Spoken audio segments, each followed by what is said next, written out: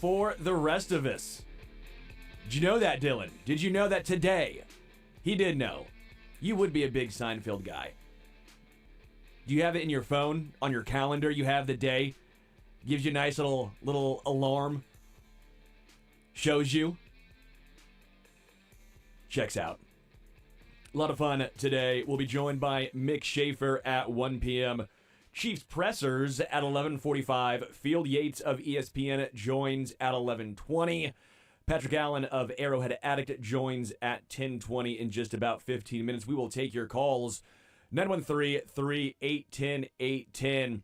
I'll probably take them. We could take maybe a couple in the first hour before Patrick comes on, and we'll take some before Field comes on again at 11:20. 913-3-810-810. A lot of Chiefs talk today, and I'm excited. That may have been the best game we have seen from Kansas City all season long.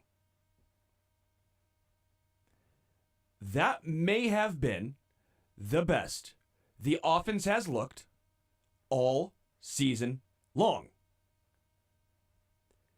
That was a one-score game. Shocker. The Chiefs won another one-score game. Yet it never felt like one. Even when it was a little closer. I don't know about anyone else. That felt like the Chiefs were going to win that game the entirety of that game. And that's not a knock on the Texans. We're not talking about the Vegas Raiders over here. We're talking about a Houston Texans team that I thought, quite frankly, played pretty darn well. The issue was the Chiefs just played better. That game gave me a lot of confidence of what this Chiefs team could be come playoff time. Now, it was not perfection. We can get into some minor complaints a little later on. But this was one of the first games this year where I felt like, okay, I see the vision. I see what this team could be, especially on the offensive side of the ball. Defensively, is Trent McDuffie now officially addicted to interceptions? Is he addicted? Do we need to call a number? Because back-to-back games now, McDuffie is interceptions. Floodgates are now open. Do you think he was told he wasn't allowed to catch interceptions or catch the ball for the first 2.5 years? Like, Dylan, do you think that it's like Bobby Boucher, right? Wait a minute. You mean I can catch the ball? We're allowed to? He thought every down was fourth down. Oh, I'll just do that. Happy Gilmore? Oh, I don't have to putt. I can just hole out on a par 4? Yeah, I'll just do that every time. Yeah, Trent, you can just catch it. And now he's addicted to interceptions. Look what we've done. Trent McDuffie. I thought Butker back on kickoffs. Nice to see. At least to me, that shows that he is fully healthy, right? That's a good sign. Whether you want Justin Reed on kickoffs or not, which I think we will see at times. Dave Tobe has talked about in the past how if you are trying to make it returnable, you'll put Justin Reed on kickoffs. But this to me again screams, okay, Harrison Butker, now healthy. Patrick's ankle, which I'll apologize. Fine, I'll say it. I'm stupid. Why did I want Carson Wentz out there? Dylan, why did I want Carson Wentz out there? Yeah, give him a week off. Let the ankle heal up. No, Sterling, you're an idiot. Patrick, the best version of him is ankle-injured Patrick. I should know this by now. Ankle-injured Patrick is Super Saiyan. It's next level. And I love first drive of the game. 2 huge runs. Now, for all the haters, which there were many on the X, who were saying, well, he must not have been injured that bad. One, did he ever say he was injured that bad? Dylan, correct me if I'm wrong. I never once heard anyone Patrick himself say, yeah, man, I'm extremely injured. This is brutal. Yet that was somehow the narrative from 31 other fan bases, and they called him a fraud or a fake injury? No one said it was a broken ankle. No, I don't know where those folk got that information from. They were wrong. When Patrick said this was much more minor than the injury that he sustained in the Jacksonville Jaguars playoff game, that should be a sign. Yet other fans don't want to witness greatness when it's right in front of them. I will also point out that ankle looked like it was taped within an inch of its life. That ankle was not going to allow him to go horizontal. That ankle, if you watched him run, pretty upright. Not a lot of give. But somehow he's faking it. Does not matter what 31 other fan bases cry about. The end result is 14-1. And quite frankly, Patrick playing with that ankle that, again, was injured, didn't say injured extremely bad, but yet still injured. The play calls. Don't know about anyone else. I enjoyed the play calls. Did Andy Reid try and help or save Patrick? Did he try and say, hey, you know what? Patrick can't move around in the pocket quite as well as he typically can. He can't save us right now. Let's try and dial up some quick hitters. Let's try and dial up some good plays. Because I thought Patrick was efficient and I thought the play calling was outstanding. One of my favorite parts of the game. I'm sure we'll all have different parts that we enjoyed. Samaje Perine playing a big part in this. But it was Hollywood Brown.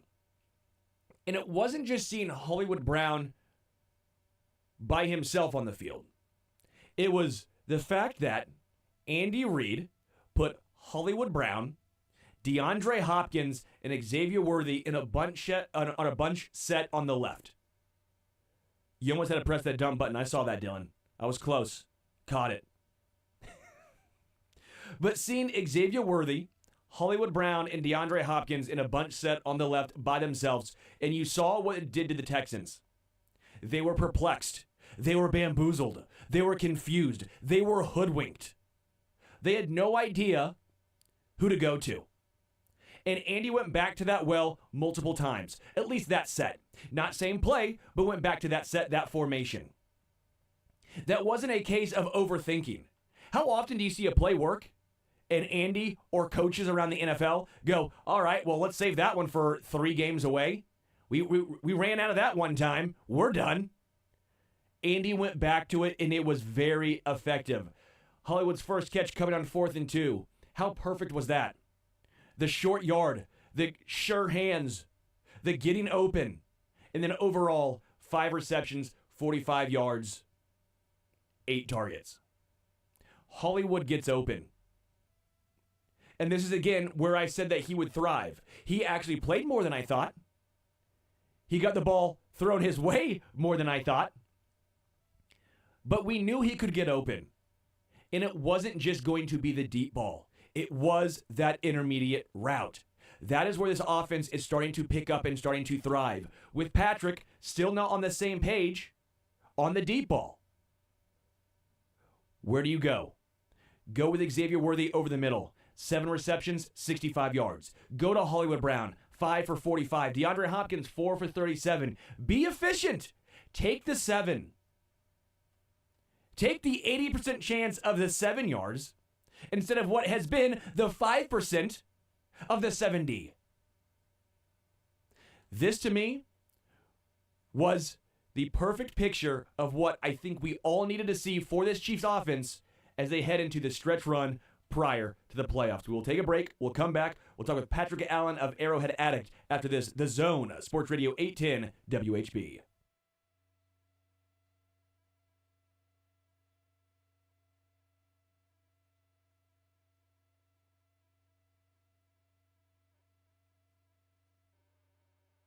I was too busy hauling cubes, so I didn't have.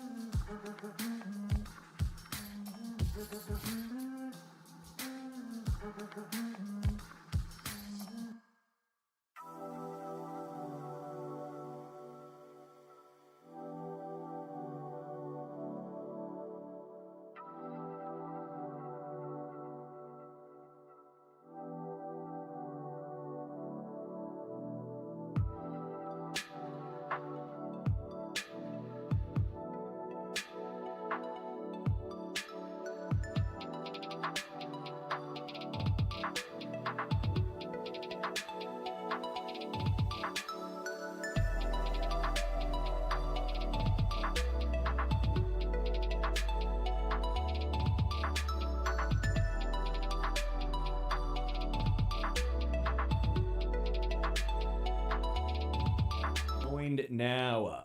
Patrick Allen of Arrowhead Addict. Patrick, how are you?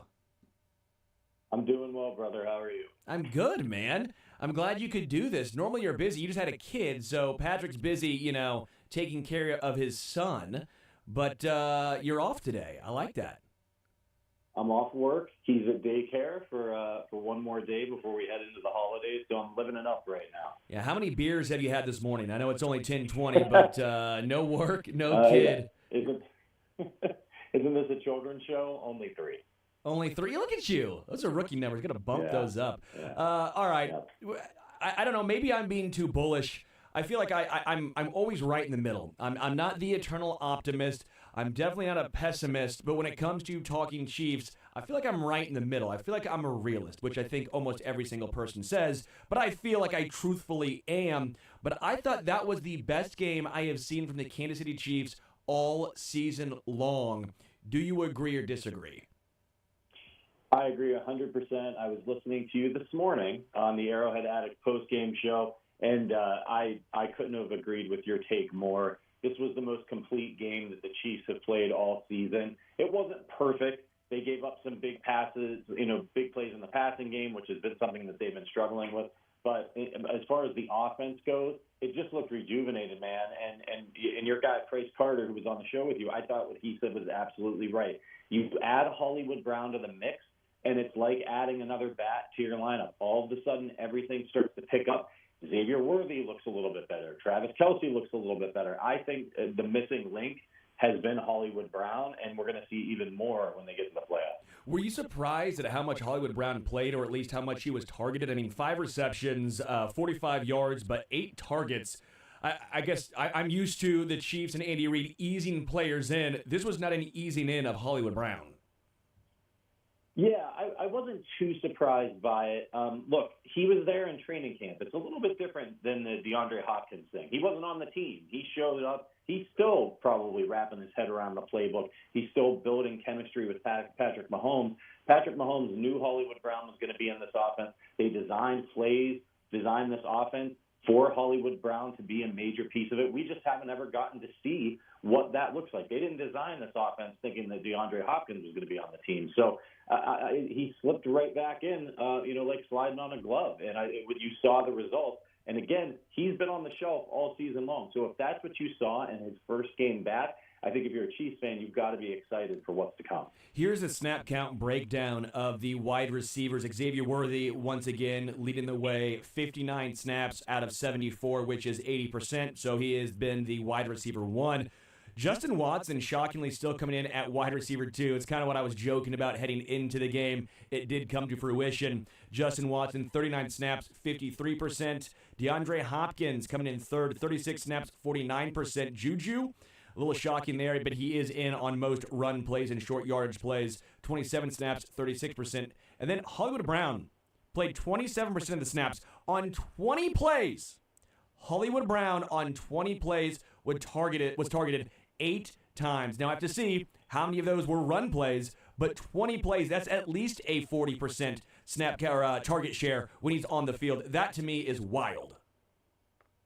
Yeah, it's incredible. And, of course, look, Andy likes to mix and match personnel groups, especially at the wide receiver position. We've been seeing that now for a couple of years. And so everybody plays their role in this offense. As you mentioned, Juju being in on running plays. Well, they like him a little bit as a blocker.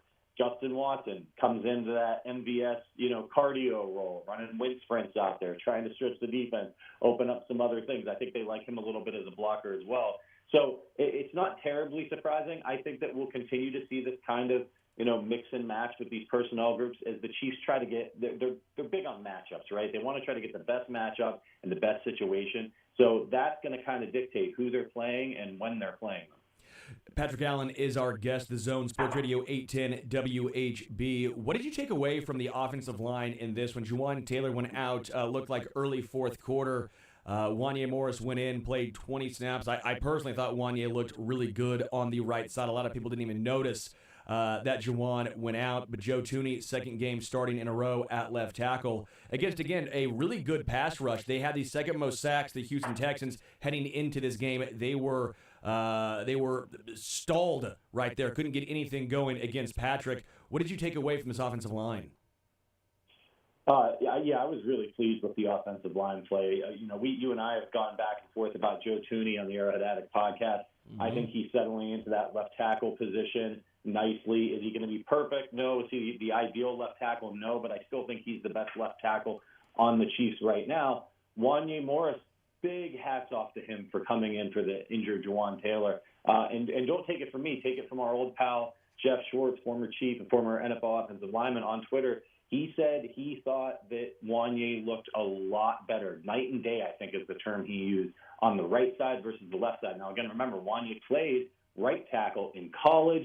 And Jeff Schwartz talks about all the time how it's not as easy as you might think, going from one side to the other. Everything's flipped. Everything's different. I thought Wanye looked really comfortable. It was a small sample size, but considering that he was, a bullfighter over there on the left side, getting beat instantly, giving up quick pressures, he did a nice job over there on the right side. And maybe that's the home for him long term, which I know you're a big believer in, is over on the right side. Yeah, that's my dream and my goal, my expectation of Wanye Morris is whenever they can get out of the Jawan Taylor contract, Wanye Morris is the right tackle for Kansas City.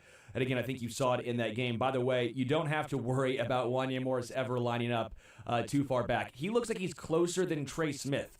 Like, when you saw Wanye Morris line up, I'm like, yeah, you can tell Jawan Taylor's out of the game because you don't have to worry about an illegal formation. That guy is up on the line of scrimmage.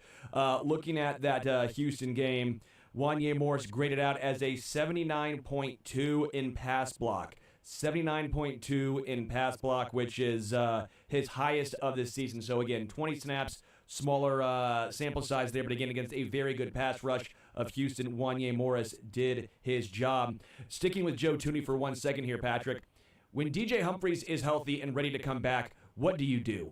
Do you leave Joe Thuney on the left side? Do you go to DJ Humphries? Because I know it's hard, but now after watching this, I'm almost in purgatory, no man's land. I don't have a strong take here because Joe Thuney has looked good. The offensive line has looked good since he's gone onto that left side. Yeah, look, it's tough. It's such a constricted amount of time. We barely got to see DJ Humphries. He was struggling a little bit, which again is to be understood. He hasn't played football in over a year.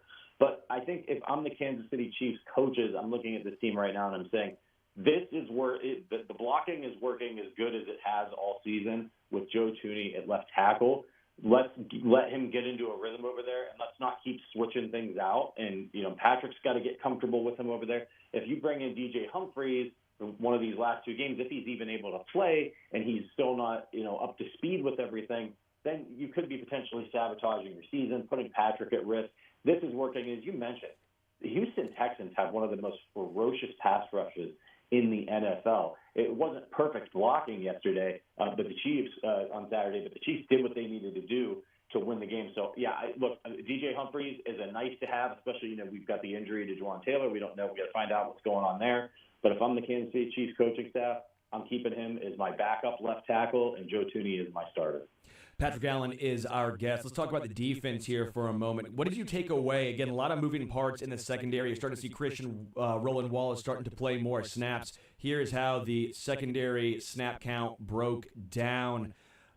Keith Taylor got in the game. He played 10 snaps. Najee Johnson played 26 snaps. Christian Roland Wallace played 32 snaps. Joshua Williams played 34 snaps. And then, of course, Trent McDuffie played 100% of snaps, which was 59. What did you take away from that cornerback breakdown? Yeah, it sort of seems like Spagnuolo's trying to figure out who the hot hand is. He'll put those guys out there, see how they match up, see how they're doing, using these last few games of the season to see who might be the most reliable DB that he's got back there, which I'm totally fine with. And, look, I think things are improving for the pass coverage because things are improving up front with the pass rush, with the return of Charles Omenihu. So, do I feel strongly about any of those guys? No, they're not ideal. They're not ideal. But look, you get a handful of plays here, a handful of plays there. They just need to hold up a little bit. And if the pass rush can get home, it's going to make things a lot easier on everybody. So I don't blame Spagnuolo at this point in the season, just sort of mixing and matching and trying to find out what he's got back there and to see if there's somebody he can rely on. What's interesting to me is I think all those guys at one point made a pretty good play. Again, I'm not saying they're great, but it was nice to see a splash play from basically every single one, whether it was a tackle, from Christian Roland Wallace getting in there and knifing into the backfield, whether it was, Trip McDuffie, who's now addicted to interceptions. Okay, Patrick, he's addicted to it. And then Keith Taylor even. Dalton Schultz, I thought was going to have an easy route into the end zone. It was a nice slip play, and Keith Taylor was blanketed all over him. Like, that's nice to see, especially from a guy who's not seen a lot of playing time on the field. Again, I like the thought process you had of trying to ride the hot hand almost like it is a running back. I guess if I had a minor concern from the defense in this game, again, you held the Texans to 19 points, which you will take. But it was the somewhat lack of a pass rush. The Texans' offensive line is one of the worst, if not the worst, in all of the NFL. They got even injured more in this game, yet it felt like the Chiefs were not able to take advantage. How worried are you about that? I'm not too worried about it. Honestly, I think things are improving. I know it wasn't a big sack day for them, but, listen, C.J. Stroud's a really, really good quarterback. I know he hasn't maybe lived up to the expectations people had for him in his sophomore season. That happens to a lot of guys as defenses adjust to them, and they continue to adjust to what defenses are showing them. He was getting the ball out. He was making some good plays, and he moves around in the pocket. He's more athletic, I think, than people give him credit for. But the Chiefs still hit him 4 times in this game. They did get a sack. They defended 3 passes. So, they're also mixing and matching their pass rushers as well, which is something that Spagnuolo likes to do, get fresh guys in there. Omeni, he was still getting back into game shape. So there's a lot to like, I think, what we've seen the last few weeks from this pass rush versus the middle of the season where they looked like nobody could get home. Is Patrick being banged up? Basically an injured ankle for Patrick. Is that the best version of Patrick Mahomes? Because it sure seems like it is. Yeah, right. Weren't you saying on the podcast he's like a cornered animal, a wounded animal? One of our listeners from the Arrowhead Addict podcast said the other day that Patrick Mahomes getting his late season ankle injury is like Popeye getting his spinach. Super Bowl incoming. So I think it's just that Mahomes is, and we've seen this throughout his career. He is at his best when the lights are the brightest. He doesn't have anything to prove anymore, right? It's not 2018 where he's just getting a starting job and he needs to go out there and show his stuff. He knows when to take off and run, when it's not as important of a game for him to be putting his body on the line. So, yeah, there's big game Pat, there's down the stretch Pat, and there's playoff Pat. And whether or not he's injured or not, I mean, he's one of the toughest guys in the NFL. We've seen him play on a bad ankle and make a run to win the Super Bowl against the Eagles. So I'm not too worried about him. I thought he was moving pretty well yesterday. Maybe not as spry as he usually is, but again, there's no doubt that he's going to come through, in the clutch for them. Yeah, I don't know how you can be spry with that much ankle tape. I mean, that thing had to weigh 9 pounds. It was a lot of tape. It's like wearing an ankle weight around your ankles right there. Patrick Allen is our guest. Is Samaje Perine Jerick McKinnon? Because that's what it feels like. It feels like Samaje Perine is turning into a bulkier version of Jerick McKinnon right now. Yeah, look, you and I talked about this the other day about how, when the Chiefs were struggling a little bit a couple of years ago, that's when they had this stretch where they were going to Jerick McKinnon a lot. He was racking up a lot of passes and a lot of touchdowns for the Chiefs down the stretch. They have so many of these tricks in their bag. It's remarkable. So all season, I think we all thought, Perine, he's going to be the new Jerick McKinnon. Like, we didn't really see it. And then, boom, all of a sudden, 3 receptions, 50 yards. He's got a 36-yarder. So it's just another thing for defenses to think about and worry about when they're game planning for the Chiefs. And that's the beauty of this Andy Reid, Matt Nagy offense, is that they don't just do one thing. So if you think that you've got a plan to beat them, they probably have 3 or 4 counters ready to go, and Samaje Perine is just another weapon for them to pull out, if they get into a tight spot. Question for you, Patrick, because I think this is a legitimate, interesting one. If the Chiefs beat the Steelers on Christmas, that is obviously December 25th, and you were to sit Patrick Week 18, The first game I think potentially you would play would be on January 18th.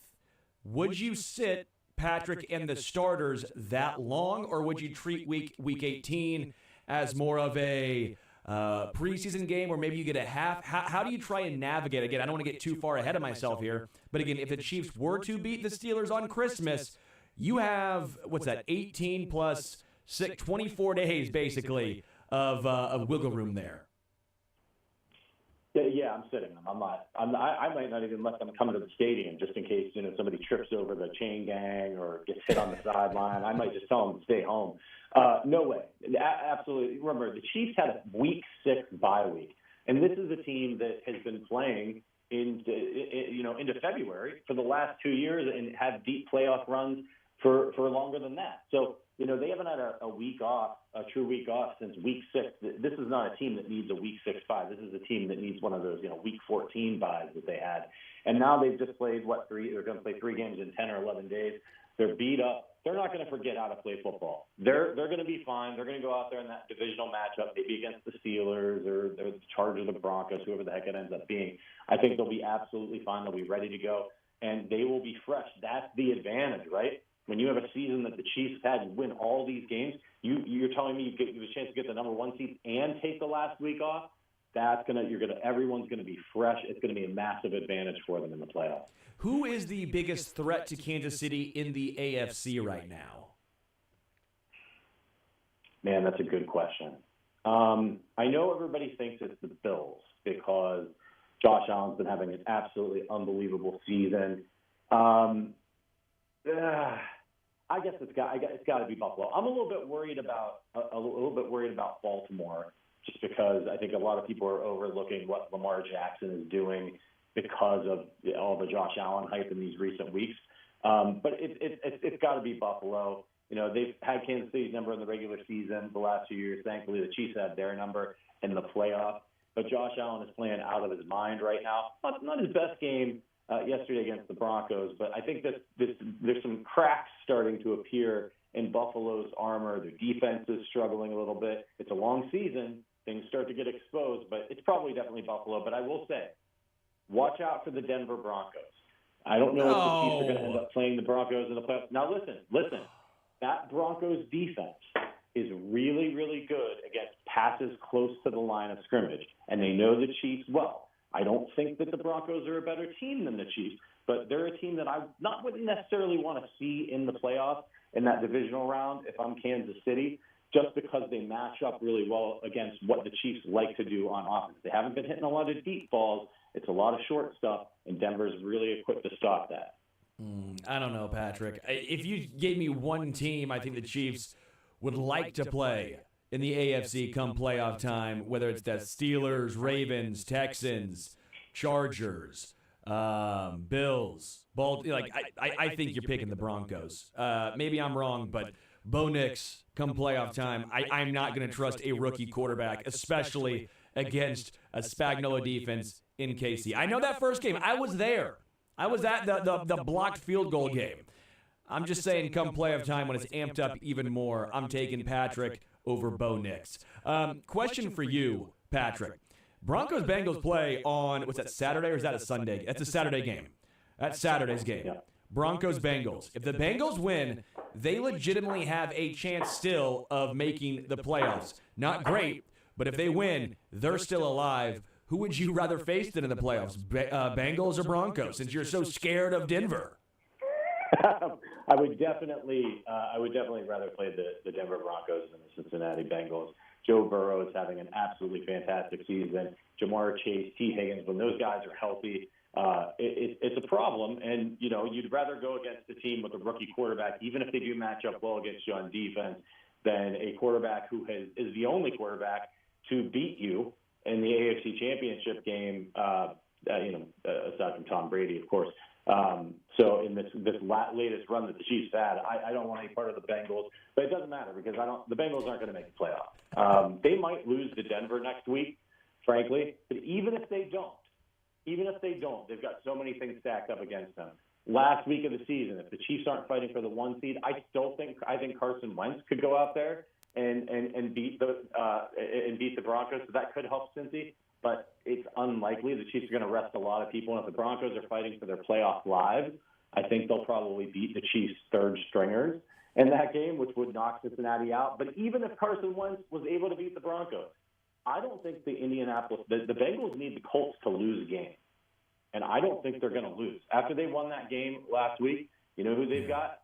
At the Giants and home against the Jaguars. So, even if Denver doesn't make it, the Colts are in front of them in the standings, and I don't think the Bengals are making the playoffs. Yeah, it's wild to me. Everyone's talking about Joe Burrow and how great of a season he's having, and if only he had a better defense. I remember the 2018 Chiefs. Somehow Patrick drugged that defense to the the playoffs, but yet, shocking for Joe Burrow. Not a good look. No, I'm giving him a hard time. Nothing but excuses. I'm just giving him a hard time. All right, before we get out of here, biggest surprise for the Chiefs this season. What is it? It could be a storyline, a player. In your mind, though, Patrick, what has been the biggest surprise for the Chiefs so far? It's got to be Kareem Hunt, doesn't it? I mean, on a positive spin, if you had told me that in August that Kareem Hunt was going to be a key part of the Chiefs, three-peat run, I would have thought you were, using some foreign substances there. It looked like Kareem Hunt was done there in his end of his run in Cleveland, and it didn't seem like the Chiefs were ever going to bring Kareem Hunt back. They had the injury to Isaiah Pacheco, and they did. And I said this on Twitter yesterday. Kareem Hunt should be the lead back in this backfield. I'm not saying that they should stop giving carries to Isaiah Pacheco. Don't get it twisted.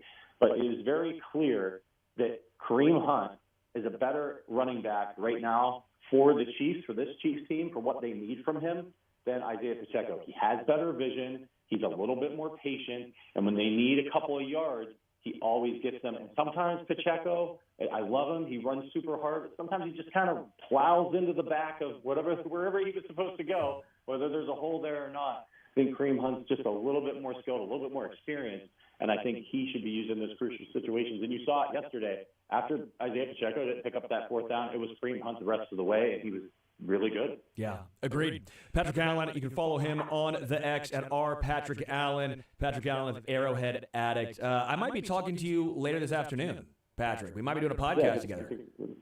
We're going to do a pod. Let's do it. Let's do it. We'll have some fun. We'll take a break right here on the Zone Sports Radio 810 WHB.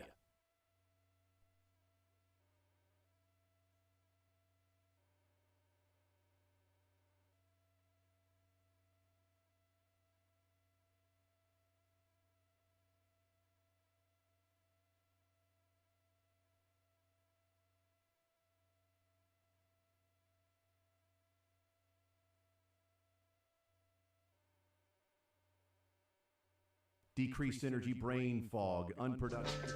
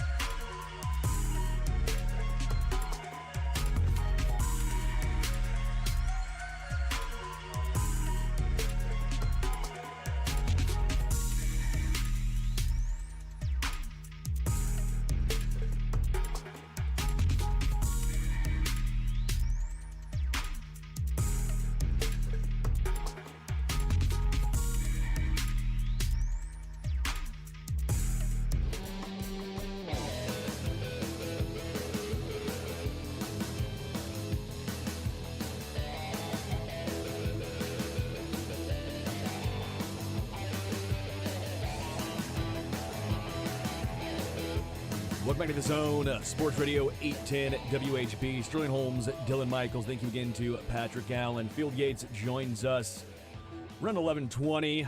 We'll have some Chiefs pressers at 11:45. Mick Schaefer joining at 1.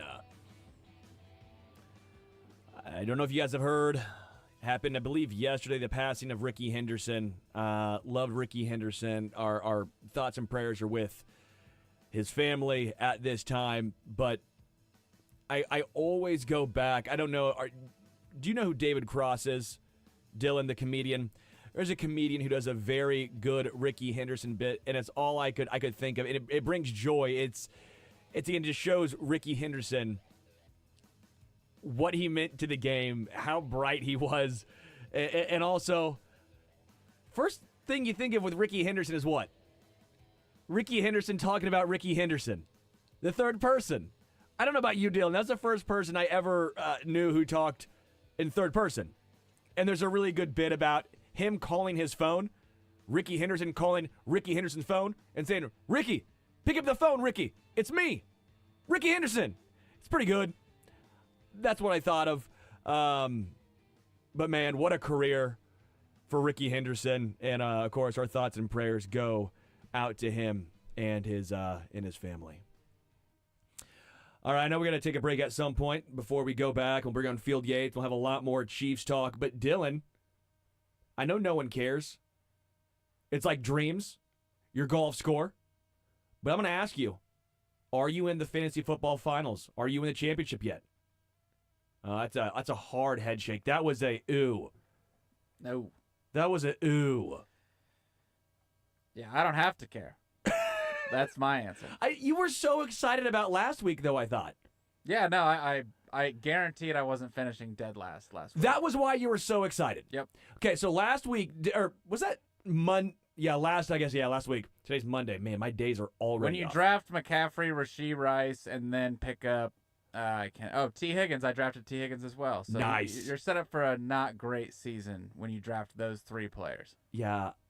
No, you're not.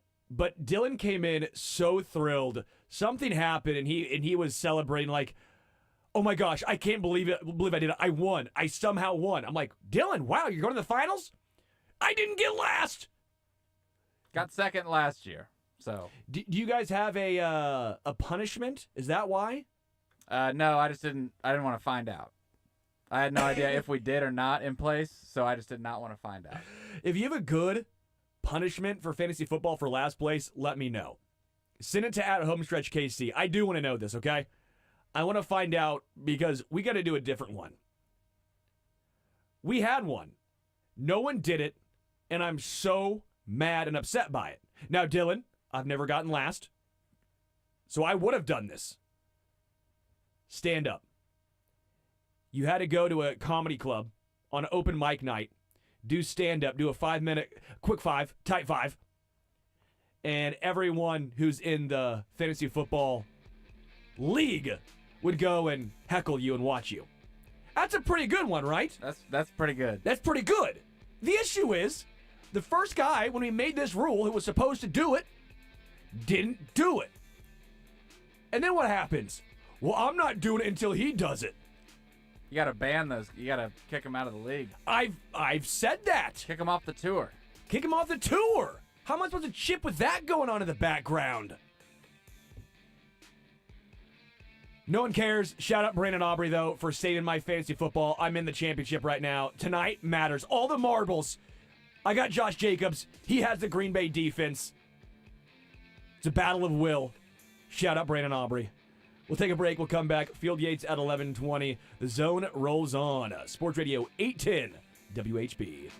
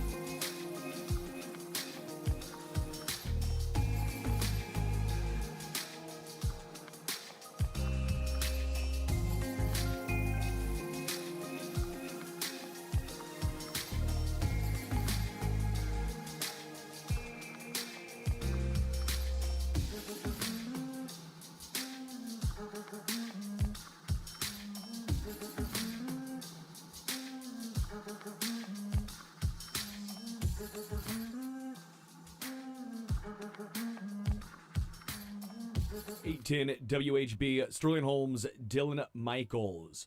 We're joined by Field Yates at 11:20, Chiefs Pressers 11:45, Mick Schaefer at 1.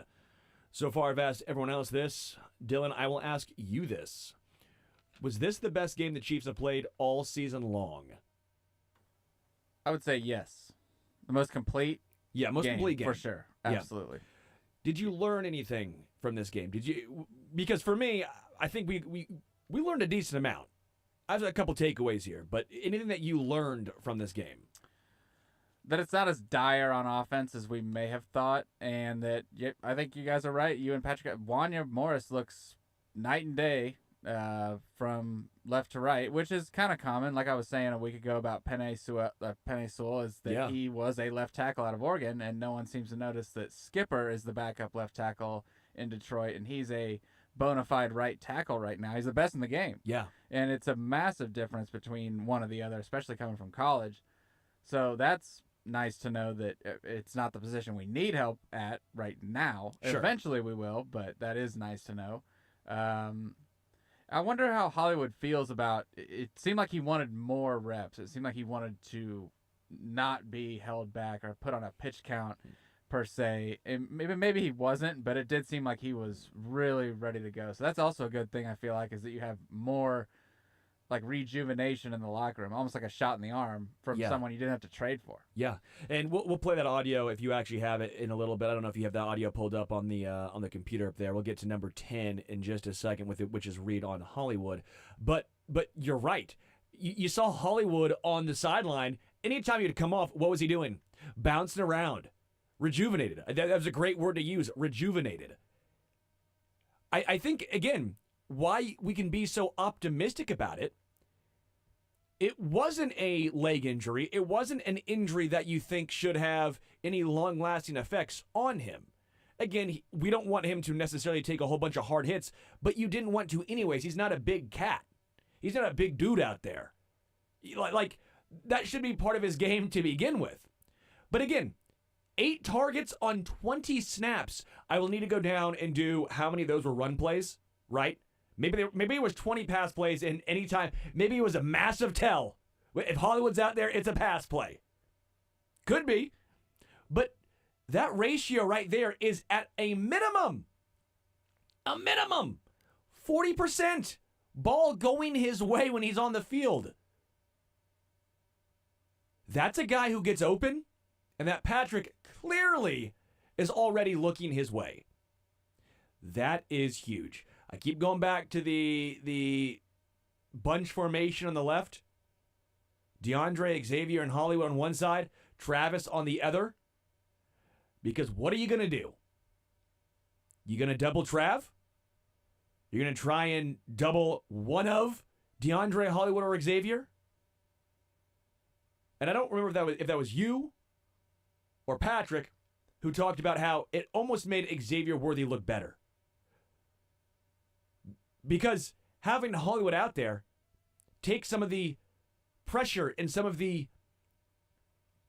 look away from Xavier. I mean, it really has been Xavier Worthy being wide receiver 1, right? As a rookie. He's been really good. But expect Xavier to even get better with, again, the rejuvenation of Hollywood Brown. Here was Andy Reid after the game. This is clip 10, talking about Hollywood Brown. Yeah, he had the big 4th down one. The great thing about all those guys is they all want to play. And we just have one ball. So I try to explain that to them, and they want to go make the play. And he's like that. He loves playing. And he knew he was doing well in there and just wanted more. So he was feeling well. I should say not doing well, but feeling well. And that's exactly to your point, Dylan. He wants the ball. He wants to be on the field more. And again, I don't think he means that in a...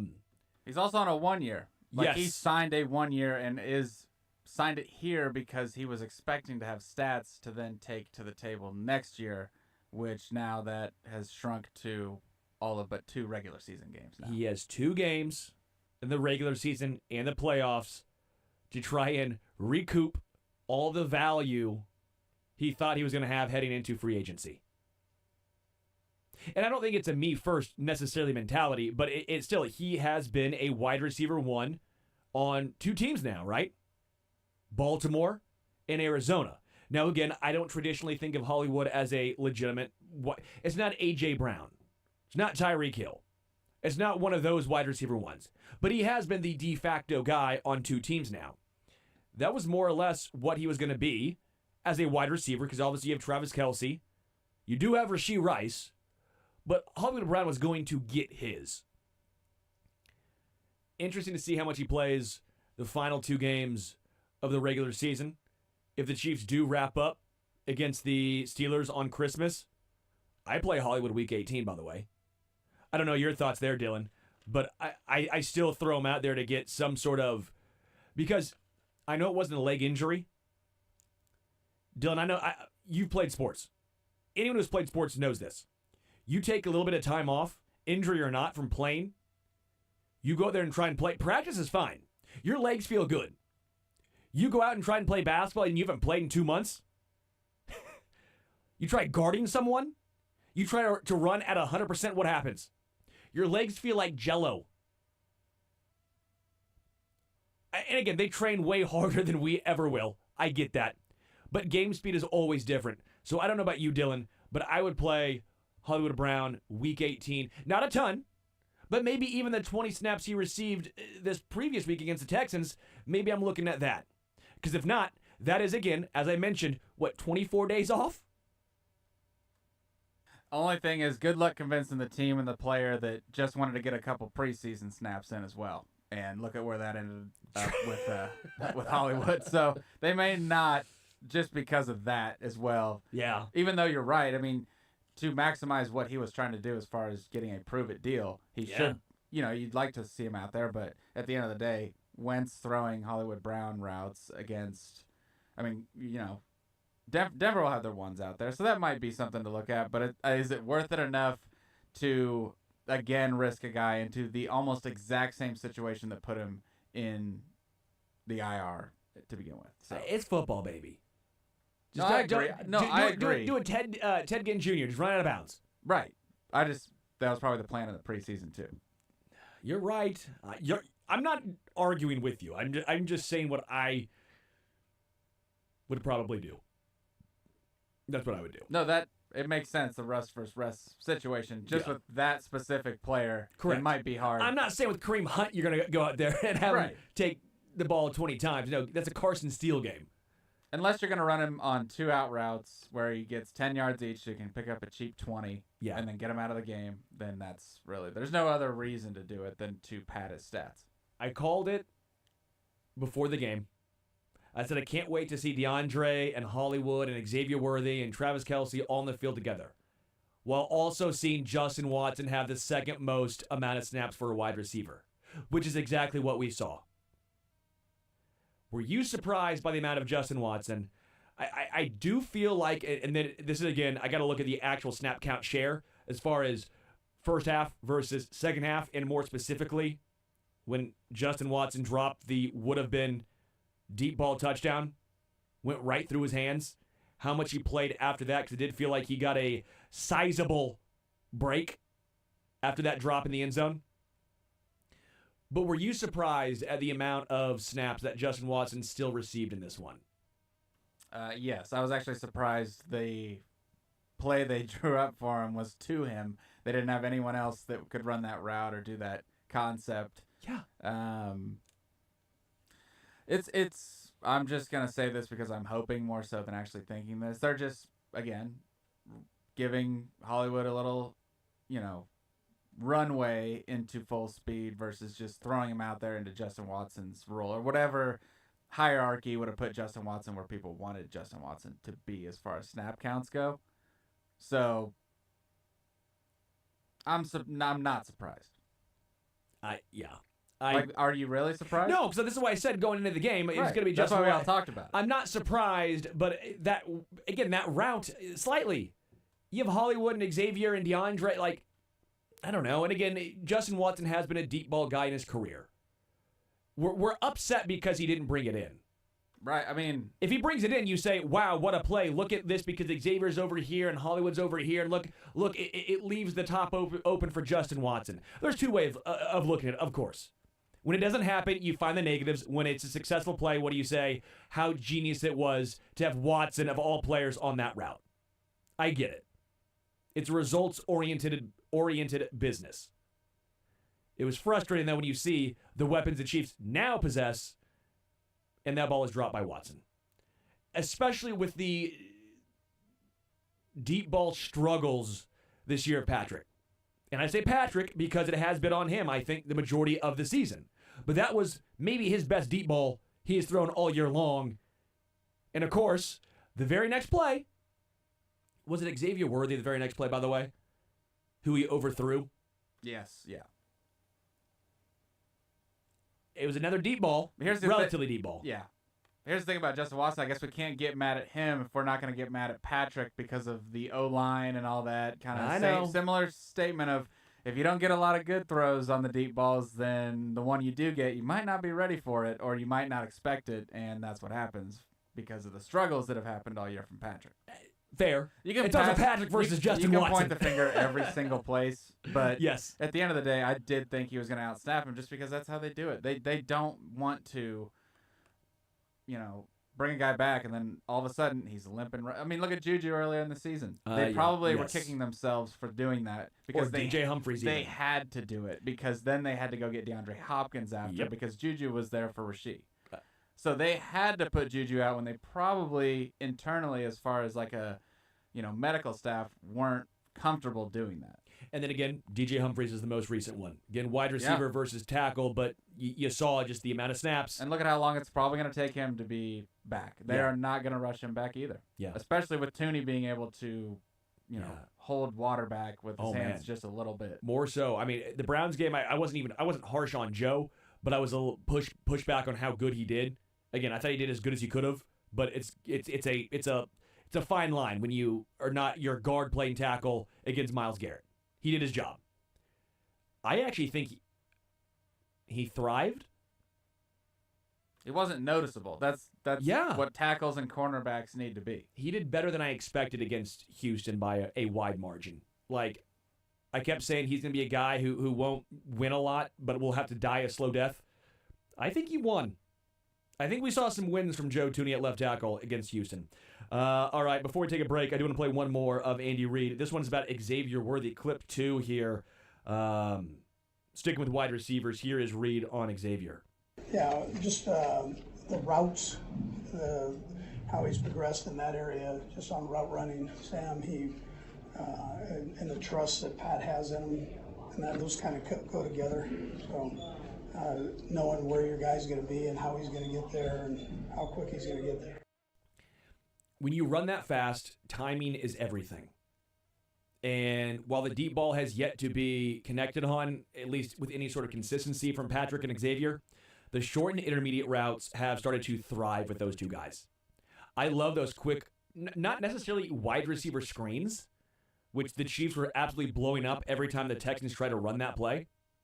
But on the little out routes, or what looks like to me legitimate RPOs, and the quick throws to Xavier that turn from most players getting 3 or 4 yards into 6 or 7 because he's that fast.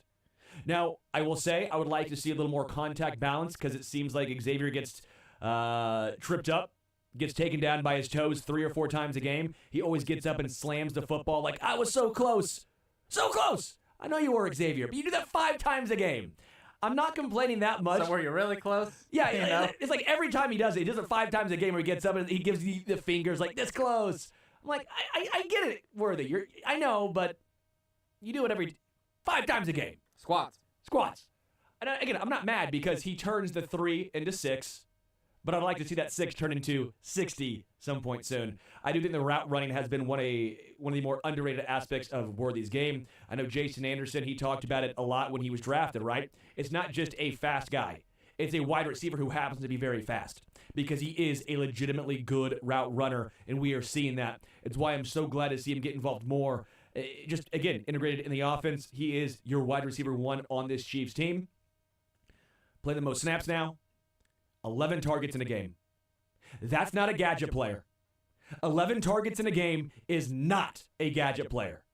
Love seeing this. We will take a break. We will come back, be joined by Field Yates, The Zone, Sports Radio 810 WHB.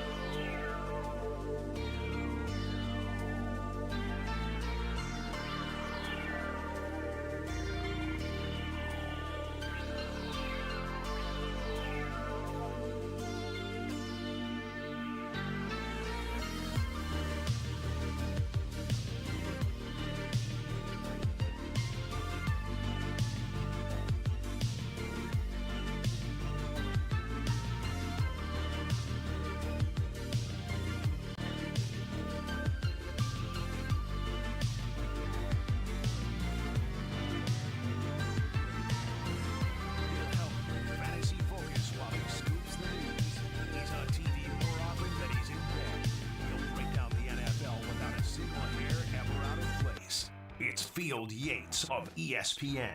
Now in the zone with Jason Anderson on Sports Radio 810 WHB. Welcome back to the zone, Sports Radio 810 WHB. Sterling Holmes, Dylan Michaels, joined now by Field Yates of ESPN. Field, I have to say, I'm slightly disappointed. Normally, I'm the guy with the best hair on the show, and of course, you come in and just steal that. You know something? I'm having kind of a tough day. It makes me feel better right now. So no. I appreciate that kindness right there. It's always my favorite intro to a radio interview because I'm not sure what a close second could be. If you're trying to find a quick way to my heart, a good start is by saying I have nice hair, whether you mean it or you don't. I mean it, Field, okay? I mean it with my whole heart. It's the holiday season. I'm in a giving mood. Well, it's much appreciated. And by the way, if you hear any background noise, all the parents out there can probably relate. I have my 1-year-old with me right now. Daycare not available today, so she is currently going through iPhone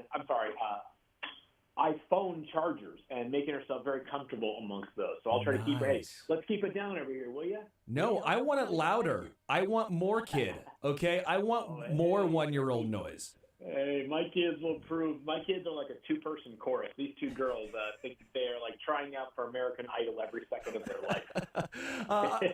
All right, Field. Was that the best Chiefs game we have seen all season long? I love asking this question because I feel like after almost every single game, I know the Chiefs are 14-1, and we are spoiled here in Kansas City. I know a lot of the haters can complain about one thing or the rest, but when it comes to what we've been talking about post-games, it's been like, okay, they won, but it's been ugly, or they won, but the offense has struggled, or they won, but the offensive line has been horrific. This was one of those games where the Chiefs win, and I'm like, this was lovely. I wasn't concerned. They controlled this game. What was your takeaway on it? Yeah, I'd say factoring in the opponent and some of the factors that you just described, it's probably the best game. The only other one that I can think of that comes close to it, but they've become such a broken team that I'm not sure that it's as good, was that Monday night win against the Saints when Patrick, I think, threw for like 300-plus yards and felt like it was a more vintage performance. That being said, the Texans, a different team. They're a much better team than the Saints are now, and the team that's going to potentially play the Chiefs at some point in the playoffs too. But I would say my takeaways were like strong start to finish there. And Houston had some moments now. I mean, that Tank Dell touchdown, which obviously was a devastating injury for the player, but like that play is converted, and you're thinking to yourself, this is a good challenge here for Kansas City. But I thought it was thorough across the board. I don't know if we give out game balls every single week to every single player, and it's not like it's perfect, but I just couldn't say enough good things about Joe Thuney. For a guy who has been an all-pro left guard, for him to do what he's done over the past couple of weeks and this offensive line to come together like it did, with just one sack allowed of Patrick Mahomes, was really remarkable. You don't see guys who are that selfless that often, and certainly guys that are that versatile as well. So if I told you the Chiefs weren't going to get a ton from Isaiah Pacheco and a ton from Travis Kelce coming into a game this season, you'd probably say not going to be much of an offensive effort, and yet it was a solid day for the Chiefs, and obviously a quick turnaround with another game. Now 48 hours away. I can't get over there is football being played again on a Wednesday. I don't understand this. I'm so sad. I'm disappointed because to me it waters down the product. I've been a huge proponent of I dislike when good teams play on Thursday Night Football, and now especially good teams playing on Wednesday Night Football. I know you want to put good teams, standalone games, all that stuff, but to me it's unfair for the two teams. I'm not just saying from the Chiefs' perspective, but the Steelers as well, just so banged up. Obviously you have the Ravens and Texans having that as well. Field, do you hate this? Are you okay with it? What's your takeaway on playing on Wednesday? Yeah, I don't know if I have an opinion yet, because to my recollection, the only time I've watched a Wednesday NFL game was during the COVID season when, and I'll never forget that, only because it was the Steelers and the Ravens, and the game got moved around several times, and it ended up being Wednesday in the afternoon.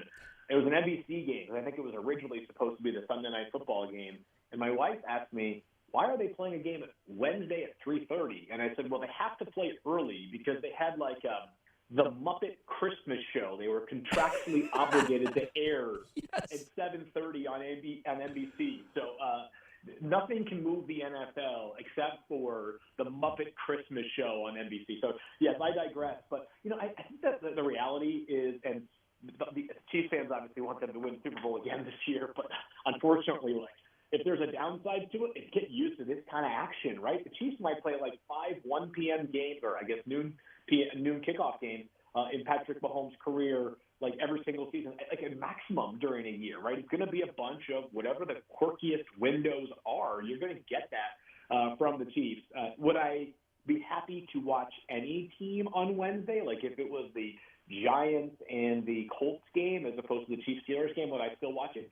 Yes, but I understand the NFL's motivation when they make the schedule all the way back in May, which is we got to have 2 teams, or in this case 4 teams, they're going to play on this quirky time frame because even if, and they're both obviously are very good teams, but even if they weren't good teams, there would be some inherent interest in the Chiefs and the Steelers, like there still is for the Cowboys, even during their downtrodden season, which I guess they have kind of turned around. But the fact that they have not been flexed at all, the Dallas Cowboys, speaks to the power of the brand that the Chiefs and the Steelers also carry.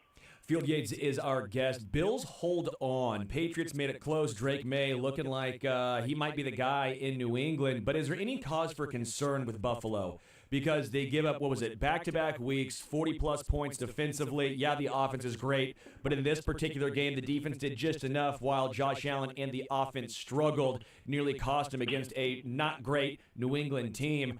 Is there any concern for this Buffalo team right now?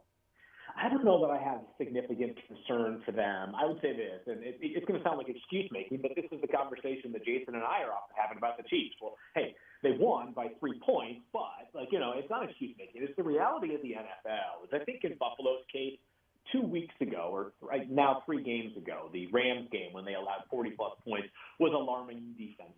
Last week against the Lions, that was a game they were in control of. They were like 21 in the second half. Like that's a kind of a classic. Like the Lions have the best offense statistically in the NFL, and when you're down 21 points, you play a lot different defense than when it's first quarter and you're in a tied game or a closely contested game.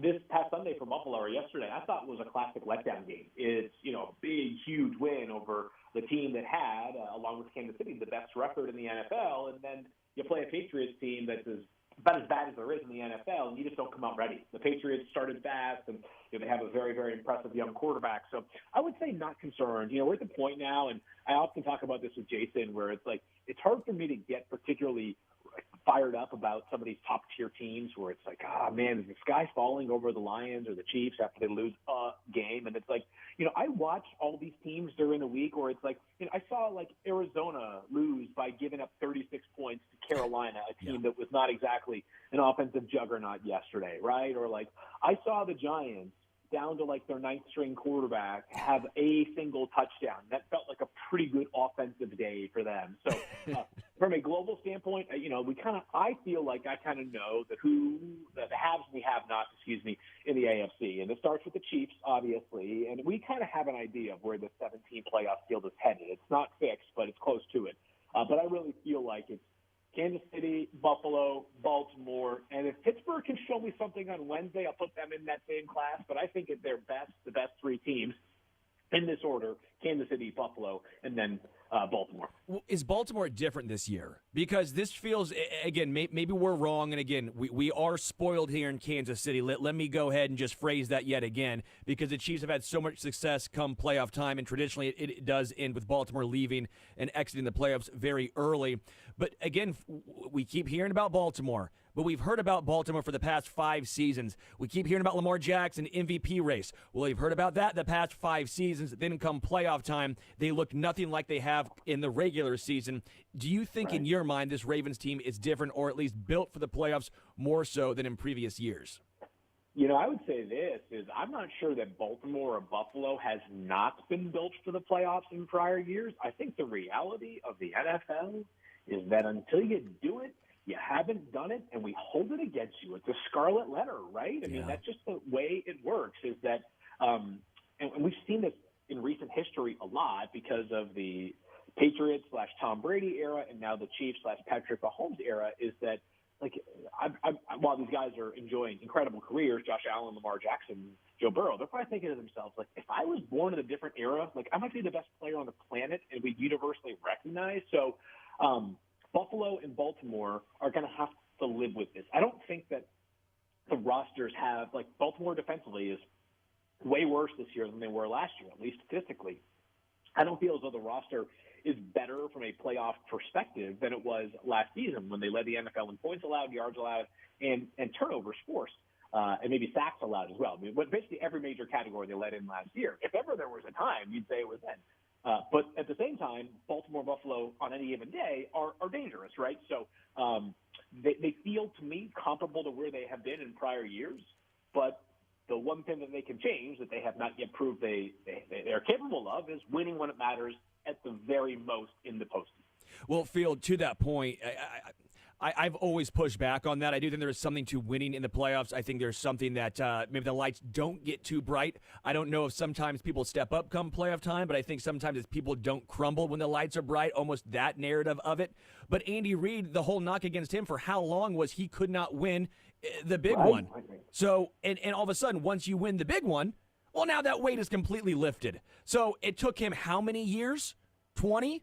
25 years? Yep. And then once he did, the weight is lifted. So I am with you to an extent with Buffalo and the Ravens. I do want to talk about Detroit here in the NFC. They have so many injuries, just an absurd amount of injuries. I know they played the Bears. The Bears are decidedly ungood, but they still won 34-17. What do you make of the Lions? Are they still going to go on a roll? I mean, I don't like Ben Johnson using one of the more fun plays I've ever witnessed in football and using it against the Bears, but yet the creativity obviously shines through. Yeah, they are fun. I tell you what, and yeah, the injury bug has hit a lot of teams really hard. The Chiefs are no exception there, right? So I'm not trying to say that the Lions are alone in this regard, but really impressive performance yesterday, I thought. I mean, just to rally the way that they did, and they're an offensive juggernaut. I mean, David Montgomery is terrific, and yet it felt like yesterday they were no worse for the wear, right? I mean, that's not to mitigate his importance, but they just kept on humming, and Jahmyr Gibbs was brilliant. The Lions, I would say this, and they haven't done it where it matters most, but they're early on in their rise. Like 2 years ago, they didn't even make the playoffs. Last year, they made the NFC Championship game. Like, they definitely have the team that feels like it is most equipped to play a game against Kansas City where they're not fearing the result. Whereas I think with Buffalo and Baltimore, there is a fear factor there, right? They are a team that until they've done it, they're going to have this sort of mental, I guess the opposite of an edge. They're going to have this sort of mental deficit they're playing from. So Detroit is very, very fun to watch on offense. Defensively, I think they kind of punch above their weight given all their injuries. Like I thought yesterday, even if the numbers for Caleb Williams were fairly impressive, like just timely pressure and timely big plays from that Detroit defense. Obviously, we know the aggressive sort of mentality they're going to instill in all phases of their game because of Dan Campbell. So they're a fun team to watch. They have my respect for sure. They feel like, those two teams, the Chiefs and the Lions, certainly feel like they're on a collision course going to New Orleans, at least if my estimation is accurate. What do you make of the Vikings, Field? Because they're 13-2. I heard that sigh. Like, I don't know what to make of them. They keep winning. Their defense is outstanding. Sam Darnold, it's hard for me. It's like, because we have this notion of Sam Darnold with previous stops, and we don't think Sam Darnold's good. Yet he's been really darn good with this Vikings offense, with Kevin O'Connell, with Addison, with Hawkinson, with Jefferson. I guess if your last name ends in N, you're going to be a good player for the Vikings. But, like, I don't know what to make of them. Are they legitimately a Super Bowl contender? It's a great question. I don't want to say that we don't know yet. I do think they have a real chance. They're on this very impressive winning streak right now. Now, I hate that I do this because it's going to sound like disrespect towards the Vikings. But prior to yesterday, wasn't exactly a team they beat during this winning streak that makes you say, okay, that's a real contender, right? They lost to the Lions at home earlier this season. They went to L.A. They lost that game as well. Those are the only two losses that they have had. But the rest of their wins this season, they have, I believe, a total of 3 wins against teams with a winning record this entire year. So I believe in them a lot. I think they're like, I haven't quite fully unlocked complete confidence in this team, even though there's a lot of evidence, and it probably grows by the week that I should get closer and closer to that position. If you were to ask me a confidence index on Detroit, on Kansas City, those are like implicit confidence. Minnesota, incredibly well coached, and obviously Sam Darnold is playing such impressive football.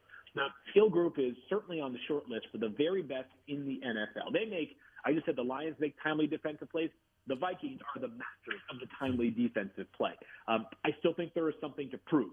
If you're looking for a positive for the Vikings as far as earning that trust, if there is ever a 2-game slate in which you can do it, this will be the 2-game slate because they play the Packers next week. Then they play the Lions week 18. That game is in Detroit, potentially, and it would take – I haven't looked at the scenarios closely enough, but it would take a lot for that game to not decide not just the NFC North, but also potentially the number 1 seed in the entire conference. So this is a 2-game stretch that if I haven't been fully sold on the Vikings as a top-tier, true blue, top 3 or 4 Super Bowl contender, these 2 weeks can certainly do the trick. Field Yates of ESPN is our guest. I want to ask you about Coach of the Year because I think so many teams and so many coaches have Oh, what, you think I'm asking the leading question here, Field? I heard that. No. I know where you're going. But I mean, honestly, I think Kevin O'Connell is very deserving, right? Dan Campbell, very deserving. But how do you view the landscape right now of Coach of the Year? Yeah. Here's what I would say about Andy Reid, because it's been a masterful performance, and I have the utmost respect for him as a coach. Hey, Field, thanks for taking that so I didn't have to ask it so I don't seem like a homer. I appreciate that. No. But you know what? Here's the good news. You can have whoever wins Coach of the Year. Great. Congratulations. Andy Reid's got 3 Super Bowl rings. You think he cares? Like, I think the guy is completely unbothered by it. I think he completely does not care whatsoever, any way, any shape, any form about this award. It will mean something to whoever gets it. And I think there is a loaded field because I think you legitimately, you mentioned some of them, Andy and Dan Campbell and Kevin O'Connell and, we'll see what happens with the Steelers these last couple of weeks. But Mike Tomlin, the fact that he had the stones to go to Russell Wilson was really, that was kind of going against the grain, and it's paid off. There are a lot of very impressive coaching jobs this year. Sean McDermott in Buffalo. I mean, the list goes on and on and on. Even Sean McVay right now in Los Angeles. That being said, I think you have to – this is where I land on these things, is you have to look at it not as somebody was a better coach. Like, Andy Reid deserves the award. But it's not about what he didn't do. It's just more about what somebody else did. If somebody besides Andy Reid wins next week. That's kind of how I view it. I know that might be a little bit of a simplistic way of going about things, but it's a loaded field this year. Loaded. Yeah, where I was last year, for example, was when people were saying, well, if either Brock Purdy is the MVP, right? And if those that said no, I said no. I'm like, no, it's the whole team, it's the coaching, it's the scheme. So I said, okay, well then Shanahan has to be Coach of the Year then. If that's kind of the breakdown, right? Because if you think the 49ers last year were the best team, how do they get there? So if I think the Chiefs are the best team in the NFL this year, and everyone's saying, well, it's not Patrick. Patrick struggled. He's not been great. Travis has taken a step back. Chris Jones has been great, but the sack numbers aren't there. Okay, well, what's the constant? Why are the Chiefs still where they're at? Well, then for me, it'd be Andy Reid. It's almost a I don't know how you would describe it, but it has to be some way of getting there. And I guess for me, this season would be Andy. Before I let you go, Field, it's holiday season. What is your favorite? Yeah. What is your favorite Christmas song? The hard-hitting questions, I know, very hard-hitting question. Man, you know what? My older daughter, who will be 3 in less than a month now, is obsessed with all things, no surprise, Taylor Swift. So a Taylor Christmas song, probably, and I'm not trying to play to the audience, probably a Taylor Swift song. It's right up there. It's right up there. One of those. Yeah. My own vote, I just feel like, I feel like what you're supposed to say is Mariah Carey, All I Want for Christmas, because it's the most famous Christmas song, at least of my generation. But because, if you looked at my recently played on Spotify or Apple Music, you would be like, yeah, tell me you're a dad without telling me you're a dad. I love it. See, I'm not quite there yet, so I still got James Brown, A Funky Christmas. Okay, I still got that. Yeah, you can't go wrong. You can't go wrong with that. Can't go wrong with it. Field Yates of ESPN. Field, appreciate it. Sorry for the disappointment that I'm not Jason. Hopefully, I did a fine job in his place. No, I'm going to tell Jason to Google Wally Pip. That's a reference that baseball fans and others will understand. That's me. That's very Grinch of me to say. But, no. Great catching up with you, and enjoy this week ahead. And football on Wednesday. Doesn't quite feel totally normal, but hey, we're looking forward to enjoying it. Wes Welker knows that story too, Field, so he also knows of Wally Pipp. Yeah, there you go. Of course you know. Of course Wes does. No doubt. Appreciate that. Well, see, I told him he had great hair, Dylan, so that's how it works. He's got great hair, and he gives me a nice compliment back. It is the holiday season. We'll take a break right here in the Zone. We'll come back. Chiefs pressers up next.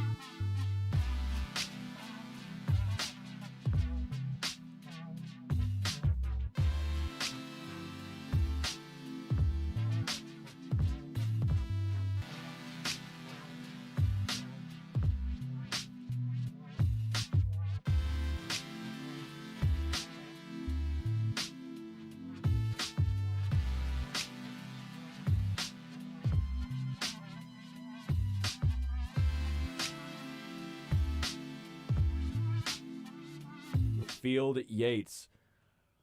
A lot of fun talking to Field. Great guy. His kids were great in the background. I was expecting more rambunctious noise from the toddlers. Didn't get it. They knew. Great head coach, Field Yates. Keeps his kids in order. Keeps the guys on the sideline. Not me first. All about the team. All about the team. We'll hear from Andy Reid, Patrick Mahomes, Nick Bolton, and Hollywood Brown today. Andy Reid will be first, but Andy, Patrick, Bolton, Hollywood. Did get a great message on Twitter from Evan. Shout out to you, Evan. You followed instructions. Thank you. Says, our fantasy football punishment this year, last place has to run a lemonade stand for 3 hours during First Fridays in the Crossroads.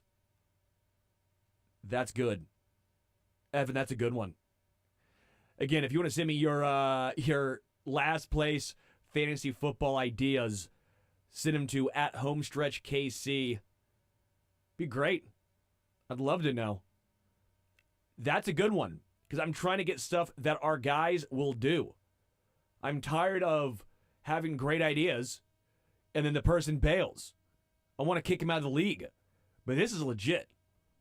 Last place has to run a lemonade stand for 3 hours during First Fridays in the Crossroads. That's great. I like that. I will say, last place in ours, every single week. We do a weekly one. This is the one that people actually do. Gotta chug a beer Tuesday morning. If you score the fewest amount of points in our league Tuesday morning, crack open a cold one. Gotta send it before 8:30. Send a video to the group. It's a good one. Dylan's like, that's just a normal Tuesday. Why are you shaking your head? Shaking your head, yes, aren't you? You're like, yeah, you nailed that. That is me. That's your normal Tuesday, not mine. It's not bad, right? You're on vacation, like, oh no, pull my arm.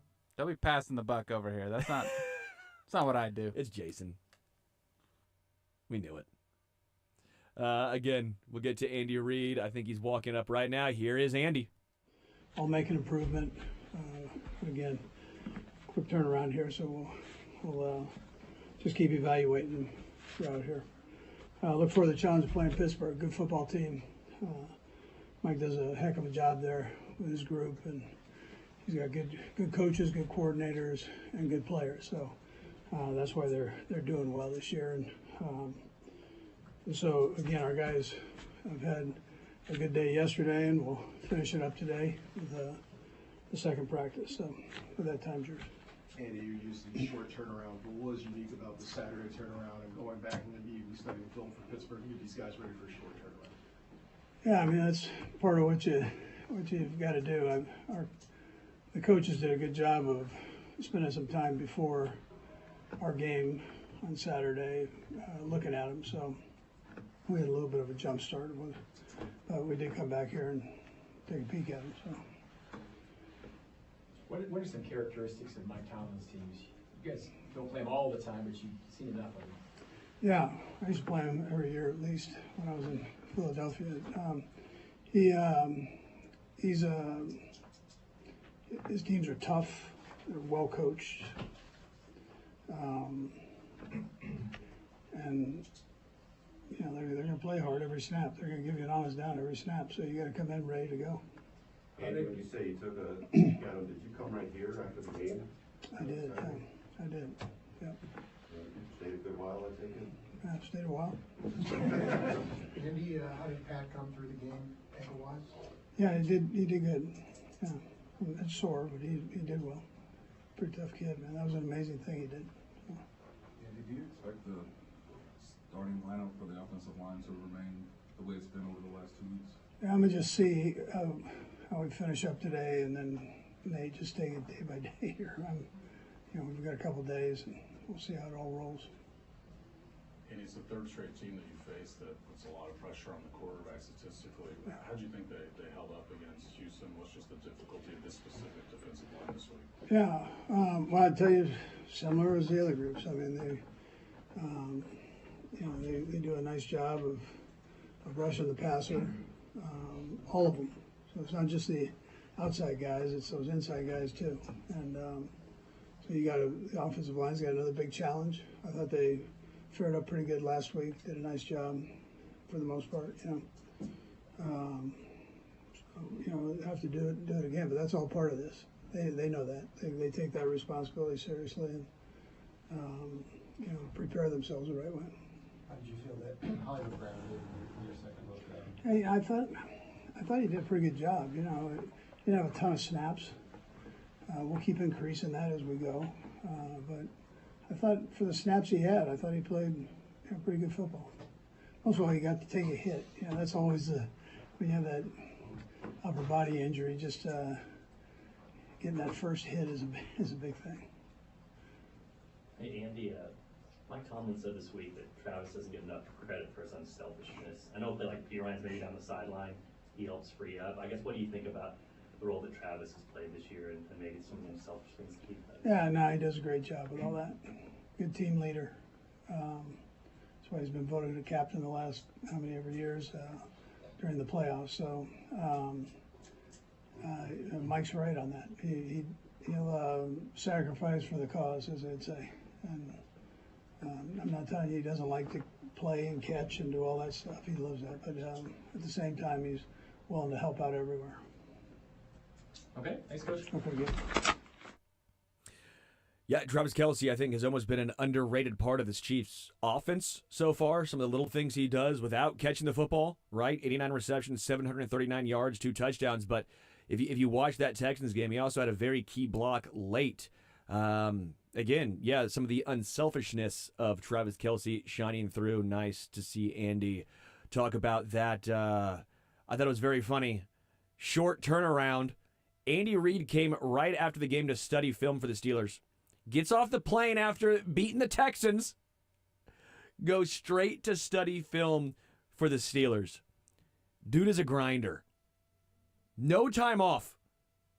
0 time off. Long day, long hours. Andy Reid finds time to get it done. That's a coach's coach right there. Love that. On the offensive line, said we'll see day by day as far as what the offensive line construction is going to be, whether Joe Tooney left tackle, DJ Humphries, we'll find out, said almost with a chuckle, we will see. We'll hear from Patrick Mahomes up next, Nick Bolton, as well as Hollywood Brown. And then in regards to Hollywood, Andy Reid talking about keep increasing Hollywood snaps as they go. Said he liked what he saw for the most part from Hollywood Brown. But also, the biggest part of that was getting that first hit out of the way. So with any upper body injury, got to get that first hit out of the way. He got that first hit out of the way. I don't remember Hollywood taking any sort of big hit by any means. But again, still getting that first hit out of the way was really nice to see from Hollywood. 20 snaps in that game for Hollywood Brown. 5 receptions. 45 yards. 8 targets. And again, they'll get those snap counts up as they go on. Really liked what we saw from Hollywood Brown personally. Again, if he's getting open that often on that few amount of snaps, if Patrick Mahomes is looking his way that often, that soon, first game, you have to imagine those two guys will have a very nice connection final game or two, as well into the playoffs. I think when Andy Reid says the Steelers are a well-coached team, not every time, but this is definitely one of those times when he's right. The Steelers are a well-coached team. I think that was Lebo that asked the question in regards to what are Mike Tomlin teams like? You've gone up against them, and Andy talked about how basically every year you go up against them when he was with Pittsburgh. It does feel like here with Kansas City, they've faced the Steelers a good amount of times. But yeah, just a well-coached team. They are physical. And what I personally think about the Steelers is they don't beat themselves. You have to beat them. They're not going to beat themselves too often, and we'll see. Sure looks like they're going to be getting some players back Looks like they'll be getting back George Pickens. We'll see on Chris Jones. Sorry, Dylan, I don't know if he gave a injury update before he went live. Thumbs up or down if so. Dylan's busy doing work back there, so he's not even looking. I was gonna say, did Andy give an injury update? I'm sorry I know you're busy back there. Did Andy give an injury update before he went on? Okay, well, good. We'll catch that a little later on. We'll give an injury update in that regards. To see Chris Jones, DJ Humphries, but again, we'll see in regards to the offensive line. Patrick Mahomes will be speaking next, then Nick Bolton, then Hollywood Brown. Andy was talking more about the offensive line, and I agree. That was one of the better games they've played.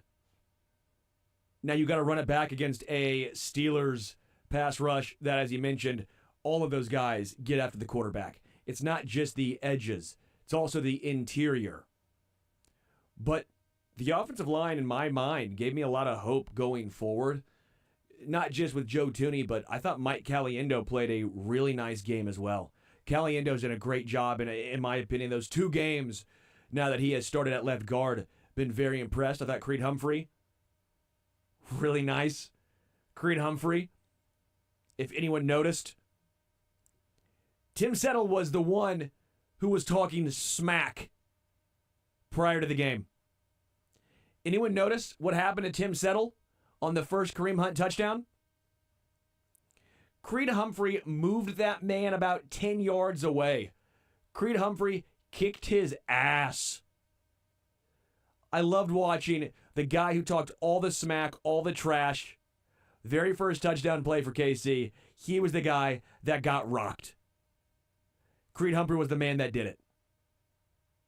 So I thought Creed played a great game. Again, I thought Juwan Taylor looked pretty darn good before he went out with that injury. Once Juwan went out, Wanya Morris came in, and I thought Wanya looked outstanding. Again, laughing a little bit there. Wanya Morris, you never have to worry about him getting a illegal formation. I guess maybe you do for lining up over the center.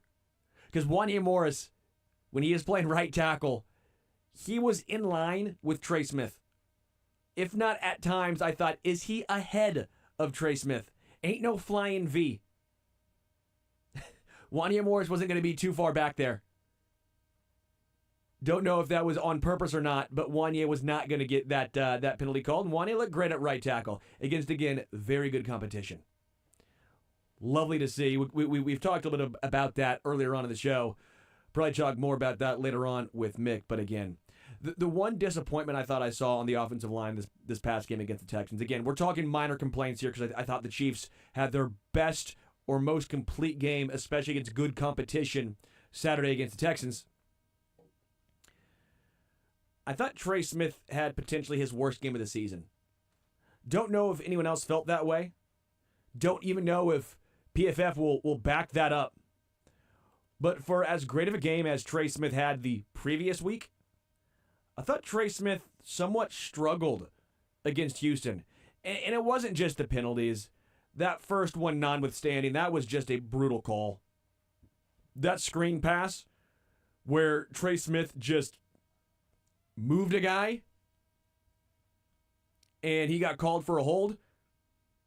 Weak. By the way, you're listening to Sports Radio 810 WHB. But overall, I thought Trey Smith has played better games. That was my one complaint of the offensive line in this one. And PFF somewhat backs that up. 67.9 overall grade for Trey Smith in this one. Shockingly, his worst run block grade, second worst run block grade of the season as well. And somewhat going to that, I am all in on Kareem Hunt being running back one now. I'm not saying I want to see him with just a heavy dose, because we saw what happened when he got too many carries. When Kareem was getting too many carries, what happened? Tired out. Inefficient. ineffective. But a legit split. And when you need a 3rd and 1, a 4th and 1, a 3rd and 2 on the goal line, give the ball to Kareem Hunt. I trust Kareem, and the numbers will have backed this up. He's more effective and more efficient than Pacheco is in those situations. I'm not trying to take a knock on Pacheco, but I like Kareem right there. Looks like Patrick is coming up right now, and here is Patrick Mahomes.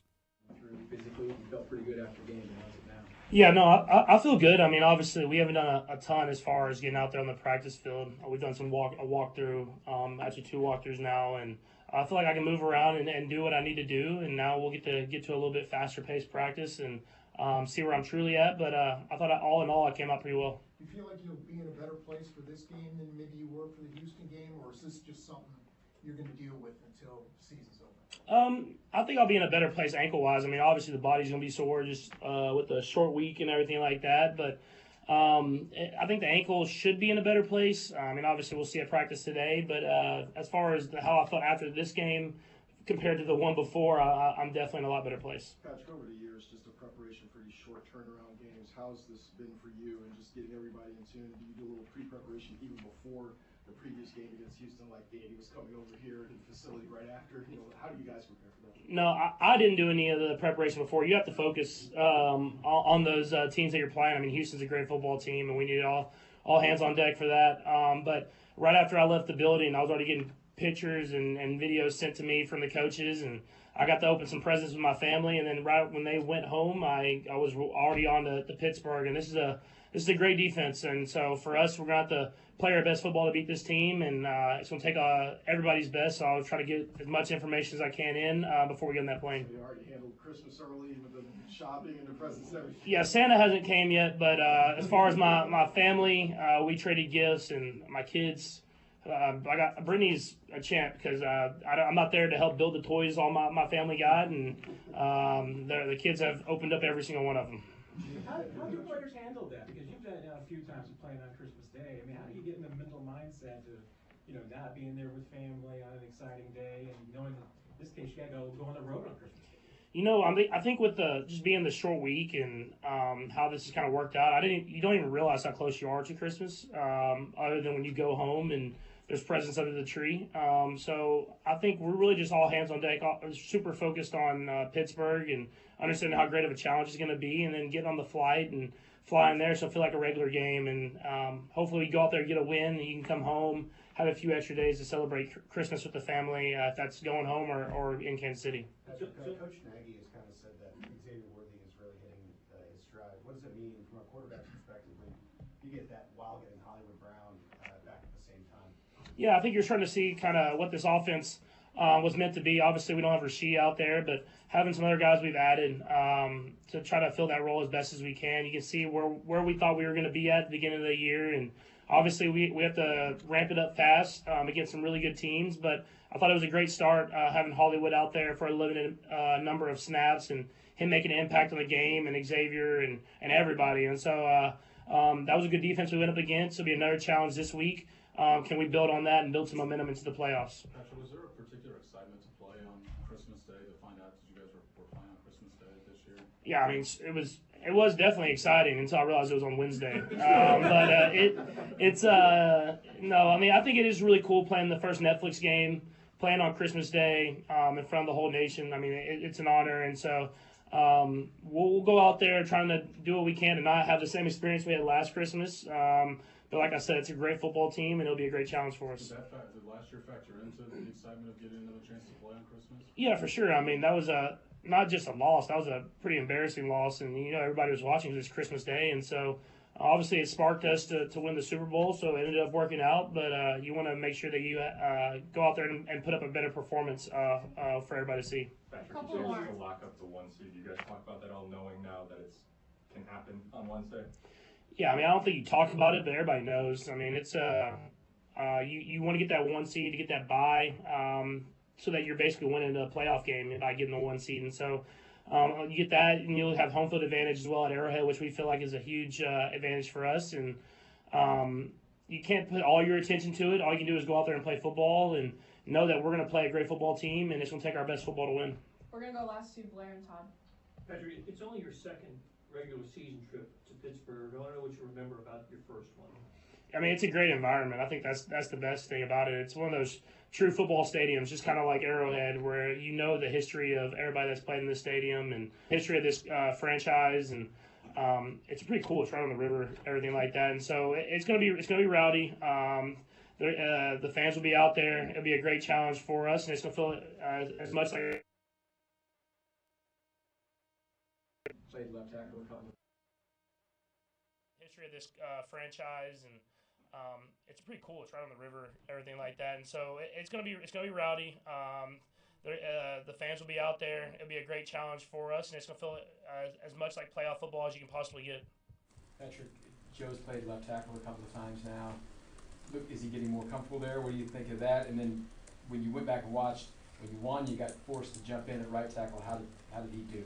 I thought the whole offensive line did a great job, and that's a really good defense, a really good pass rush especially. And I thought Joe did a great job. I mean, it's remarkable what he can do at every single position on the offensive line, and he doesn't like have a huge personality outside of the building. He does in the building, but outside of the building, and so people don't really recognize how special a football player he is. And he did it in New England, and he's done it here for a lot of Super Bowl football teams, and It truly is a credit to him and the work ethic he puts in every single day, and I hope he starts getting the recognition, other than the All-Pros here, he gets recognition outside of that that he truly deserves. And you guys don't do a lot of talking. There was some talking out of Houston last week. Did you feel that your offensive line was ready for that challenge, just with more than just the tape, but the words and stuff like that? Yeah, I mean, I don't. There was nothing said inside the building, but I'm sure those guys saw it, and they're competitors just like I am, and so they wanted to prove that who they were and who they can be, and I thought they did a great job of that, and hopefully we can build on that throughout these last few games and into the playoffs, and it all starts up there. If our offensive line is rolling, we're rolling, and that'll be the difference on us if we want to win that Super Bowl. Thanks, Patrick. That was Patrick Mahomes right there. Nick Bolton coming up shortly. Dylan, give me a thumbs up whenever you see Nick. I thought maybe my favorite part was Joe Thuney, big personality inside the building. Never would have guessed that. Mentioned Joe Thuney, not big personality, obviously on the outside, but inside the building, apparently, according to Patrick, Joe Thuney, big personality. I love that his voice was excited about the offensive line. You know how Patrick gets. He gets into that little bit it's not monotone by any means, but Patrick gets into the groove of things. But when asked about the offensive line and how they did, he goes, man, I thought the whole offensive line did a great job against a really good defense. I like that. Like, he seemed excited to give praise.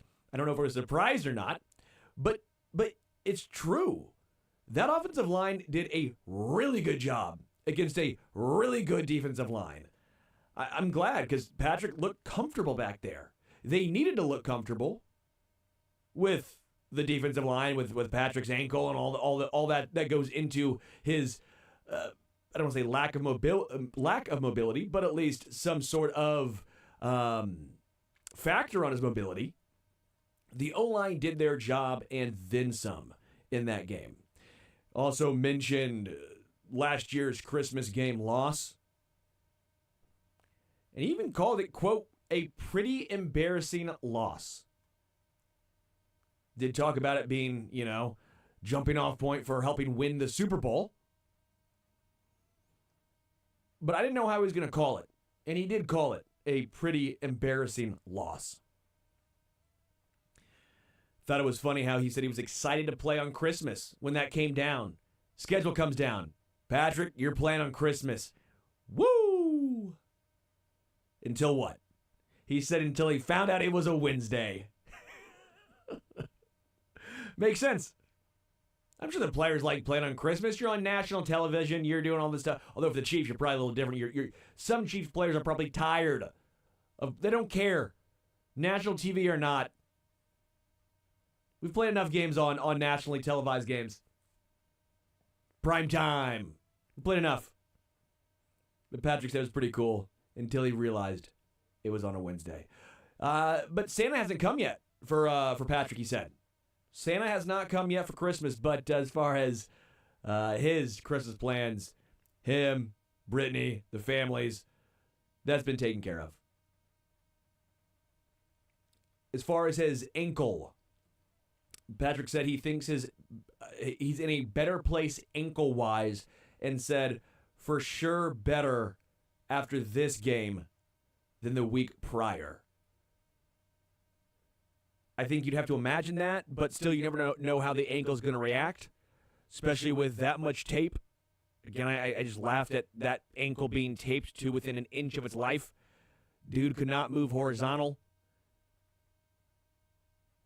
Those ankles were up and down. Those things were tight. Could run north-south. Couldn't stop. Didn't need to stop, it looked like. But said again, better this week than the week prior, for sure. And again, kind of like Andy Reid, right when he landed in KC, you're ready for the Steelers.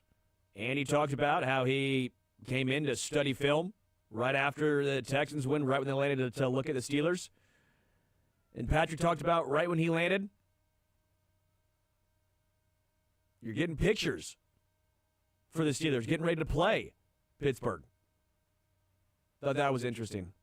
Here is Hollywood Brown. Came back, and how's you physically holding up? Feel pretty good. Got out the game good, so just blessed. Hollywood, that one pass down the sideline that you guys almost connected on, as you replayed that over the last couple of days, what could have happened there, and how much is that just going to happen when you and Pat are playing more together? Yeah, we just got to be on the same page. We was just thinking two different things, but I mean, we cleaned it up, know how he thinks, so moving forward, I feel like we'll be good. And it's definitely the sort of thing, like, that's just going to happen until you guys are in a rhythm playing together frequently.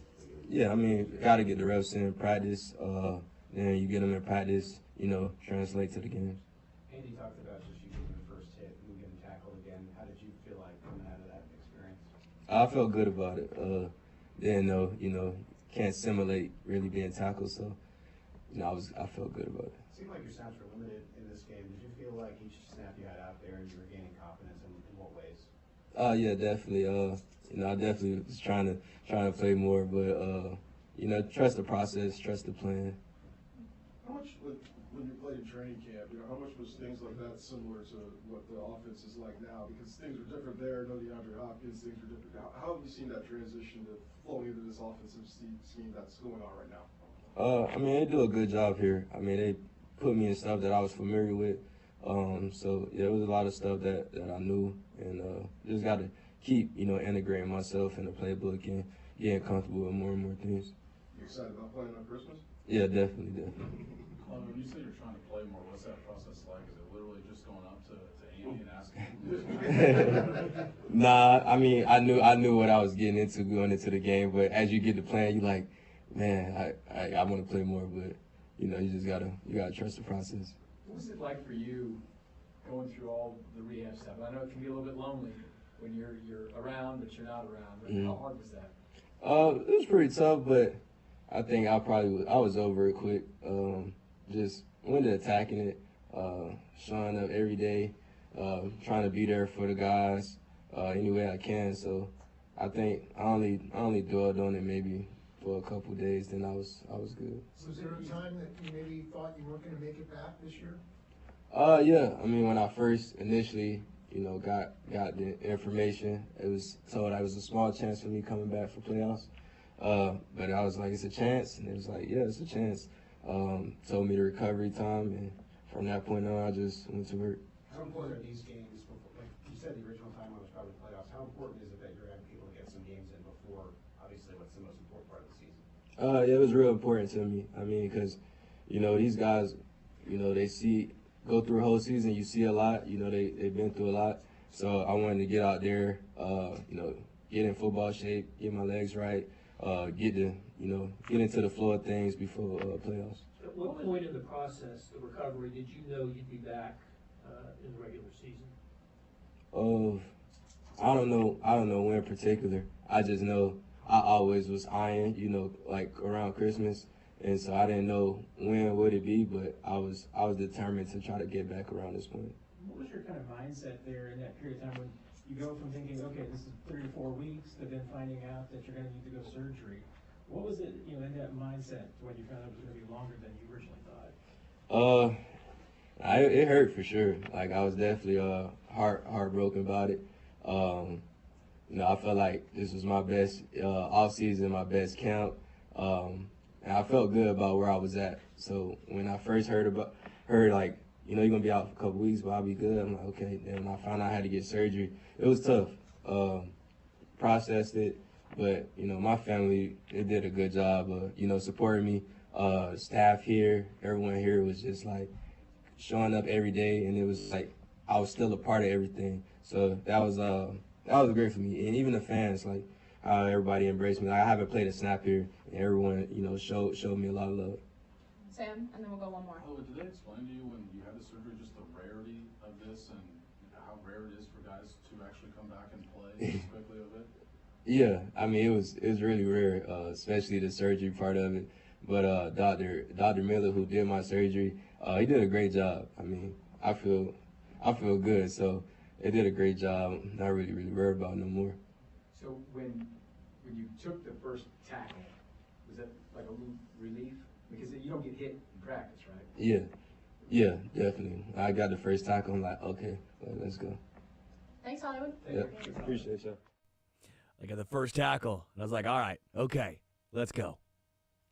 Good. Can't emulate that. Talked about it. Felt good after taking that first hit.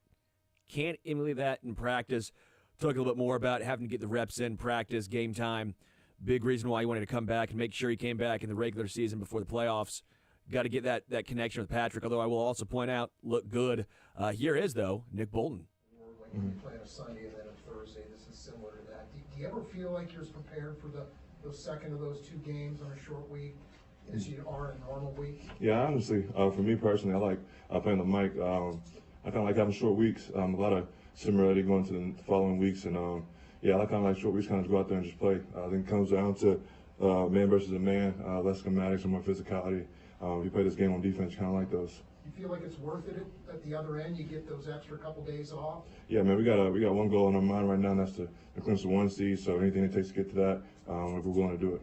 How close do you feel like the defense is to sort of peaking at the right time, especially coming off last game? Yeah, I mean, our D-line, man, it's starting to heat up. They're doing a lot of stuff up front to kind of help us out in the back end.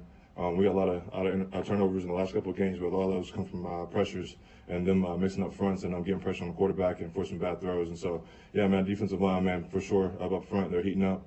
We're going to need them in the back half of the year, man. It starts with them. Go ahead. What stands out about Pittsburgh? What stands out about Pittsburgh, man, do a lot of different things, man. Use tight ends. They get big, man, run the football. Honestly, one thing that sticks out, they're not that much in yards per carry, but yards per game, they're pretty up there in the league. And so it kind of shows the framework of their team, and they're going to run the football, whether they have success or not, and they're going to lean on that. How much is the memory of last Christmas's game, stick with you guys going into this one? Just, I mean, you're motivated whatever you get. Still, for this one, just knowing what happened last year, how much more motivated? Yeah, honestly, missing a lot of football been played since that last game, man, and we actually got to play that opponent twice that we lost to last year. So, quite honestly, for me personally, I don't really think about last year. We got an opportunity to go out here and do everything we wanted to do prior to the season with 1 win, and so that's our mindset. Nick, Patrick said that #1 seed is kind of just unspoken, but are you guys on defense actually talking about it? I mean, has it become a stated goal? Yeah, I mean, I think year starts off coming up with 5 or 6 goals, man. You kind of just check them off as you go down the year, and for defense and outside the ball, man, that's one of them. And so, yeah, we're kind of getting down into that list, and we're like a 4 or 5 heading to the playoffs. What we want to do on defense, and honestly, that's one of them. Just thinking about that, kind of just help you through the I don't know, the wear and tear of the feeling you might have right now. Like you got real incentive. Yeah, man, you get to play football, man. Everybody, his body's inked up at this part of the season. Everybody else at the house, man, play football in college. They love to be here. So you got to take that mindset, man, on days like that, them dog days, and yeah, man, just find a way to just get 1% better every single day. Dick, this is a stretch where you guys are facing a lot of physical teams, Mhm. especially Houston last week and then Pittsburgh this week. Do you Mhm. enjoy those particular challenges in that matchup just with the style that you prefer to play? Yeah, man. I think going into the season, man, we kind of wanted to pride ourselves on having better run defense, and we've done that up to this point in this year now. So yeah, I think on defense, especially in the front seven, kind of pride ourselves on that. When the games kind of depend on us to get stops and get them into the third and longs and kind of help our DBs out, I would definitely love it.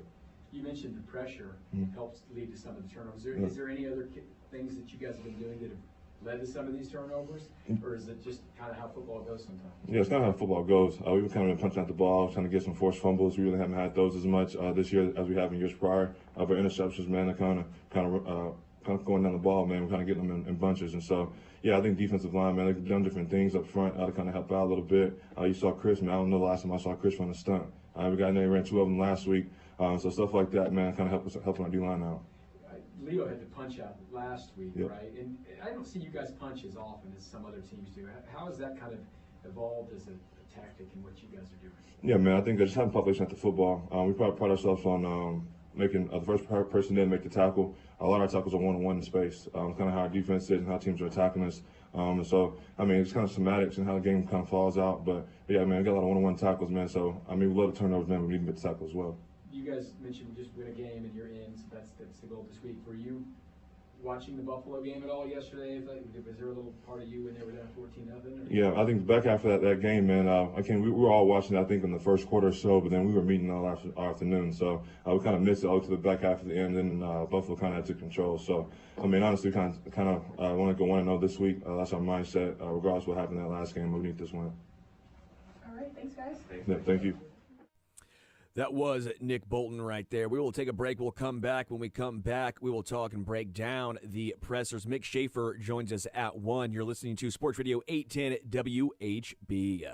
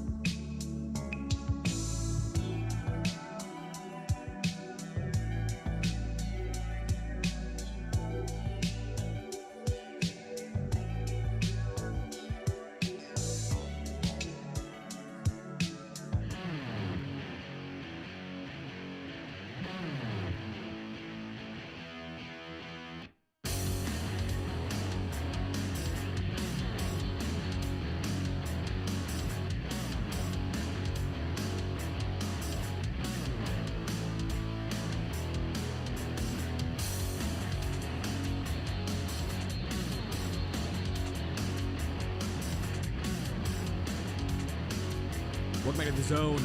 Sports Radio 810 at WHB.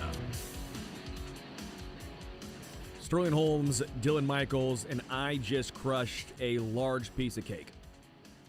Jason, I think, who's not here, would be impressed by the speed at which I crushed that deliciousness that was that marble cake. Dylan, did you see that bad boy in the break room? Did you have the strength to not eat it? I did. I didn't know what it was for, though. Did you see what it was for? Bethany's birthday. Oh, there you go. Happy birthday, Bethany. So you're a stronger man than me. In multiple ways than one. Strength and willpower, apparently. No, just that one instance over there, you know. Dude, icy cake, I'm crushing that. It's why Xavier Worthy and I, again, we have the same dimensions. Look a lot different. It's why he's got a six-pack and I drank mine. A lot of ways to get to 170. And we did it two very different ways. Mick Schaefer joins at 1. Do some learned, funniest, best with Mick. Have you done yours yet, Dylan? Fact. Oh, yeah. Fact. I'm ready. You're ready. Look at you. You're not eating cake and you're prepared. What's going on? It's not even the new year yet. You're a changed man. All right. Nick Bolton talks about the physicality of playing the Steelers. Comes down to man, being physical. Whatever it takes to clinch the 1 seed. And he talked about it. He mentioned this multiple times. The D-line is starting to heat up. I don't know about that in the Texans game. Necessarily, at least. But yeah, since Charles Omenihu has come back off of injury, this D-line has started to heat up. And he talked about it. Starts there, front seven, moves on. Talked about the Steelers' affinity for sticking with the run. Says, may not be much in yards per carry, but they're up there in rush yards per game. So you know what they're trying to do. Nick Bolton's just a big football guy, dude. I love listening to Nick Bolton talk for that reason. Nick Bolton is old school. You can say what you want, but I'm going to stop it. I am going to be the more physical player on the field. I love when I hear Nick Bolton talk. You feel smarter, and it makes you feel excited to watch some Wednesday football. Do we know the weather in Pittsburgh yet? I'm going to look it up. Give me 1 second. I apologize. I should have looked it up because I feel like Nick Bolton would thrive during a snow game. Pittsburgh. 38 with a 20% chance of precipitation on Wednesday. That is the high of 38. So, chance, but unlikely. I saw the low is 31. So, that's the worst, by the way. I'll say it right now. Give me 27 in snow versus 37 in rain. Dylan just goes, oh, yeah. Like he's a Kool-Aid man back there. 37 in rain might be the worst weather out there. Sorry, 33 in rain is the worst weather out there, but let's be real. That's what it sounds like it might be in Pittsburgh. Dylan, chance for that. So have fun, Pittsburgh fans. You're on, at least you can see the Allegheny. Good for you. Hollywood was talking about getting the reps. Got to get more reps in with Patrick to be on the same page, although I will also point out 5 of 8, 45 yards, but 8 targets on 20 plays. Yeah. I like that ratio. Sure seems like Patrick is looking Hollywood's way, and 2, Hollywood is getting open. Yes, there will be some nuances. Yes, there will be some miscommunications. But you had to be thrilled. I mean, DeAndre had what? 3 targets, 2 receptions his first game? Hollywood already getting more involved than Hopkins, and you're seeing where Hopkins is at right now in this offense. No, he's not playing an absurd amount of snaps, but he's still getting in there the third most of any wide receiver. I liked that start for Hollywood Brown. Said he felt good after taking those first hits. Quote, can't emulate that. And the Chiefs put him in a spot where he was familiar with. Good call by, I apologize, I think it was Sam McDowell who was talking about, even with you being back now, the offense is still different. There's no Rashee Rice. You've added DeAndre Hopkins. You've added Juju Smith-Schuster. How much has it changed from, training camp, OTAs, and until now? And he was just talking about how, Andy Reid put me in a spot where he was familiar with. And I think you saw those spots where he was familiar with, he was effective and efficient. I did like him talking about the fans, the team, but I did like how he talked about the fans specifically, saying how they embraced him before even playing a snap.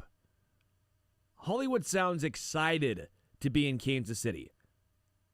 Hollywood seemingly loves Chiefs Kingdom. And I think the fact that he came back this early, because Dylan, we talked about it. We thought when? Week 18? Final game of the season? Gets a couple extra game backs, couple extra game back under his belt? That's huge. That's big. That does help you get those reps in. That helps you take a couple of those hits that hopefully you don't take too hard, beat Ted Ginn Jr. and just run out of bounds.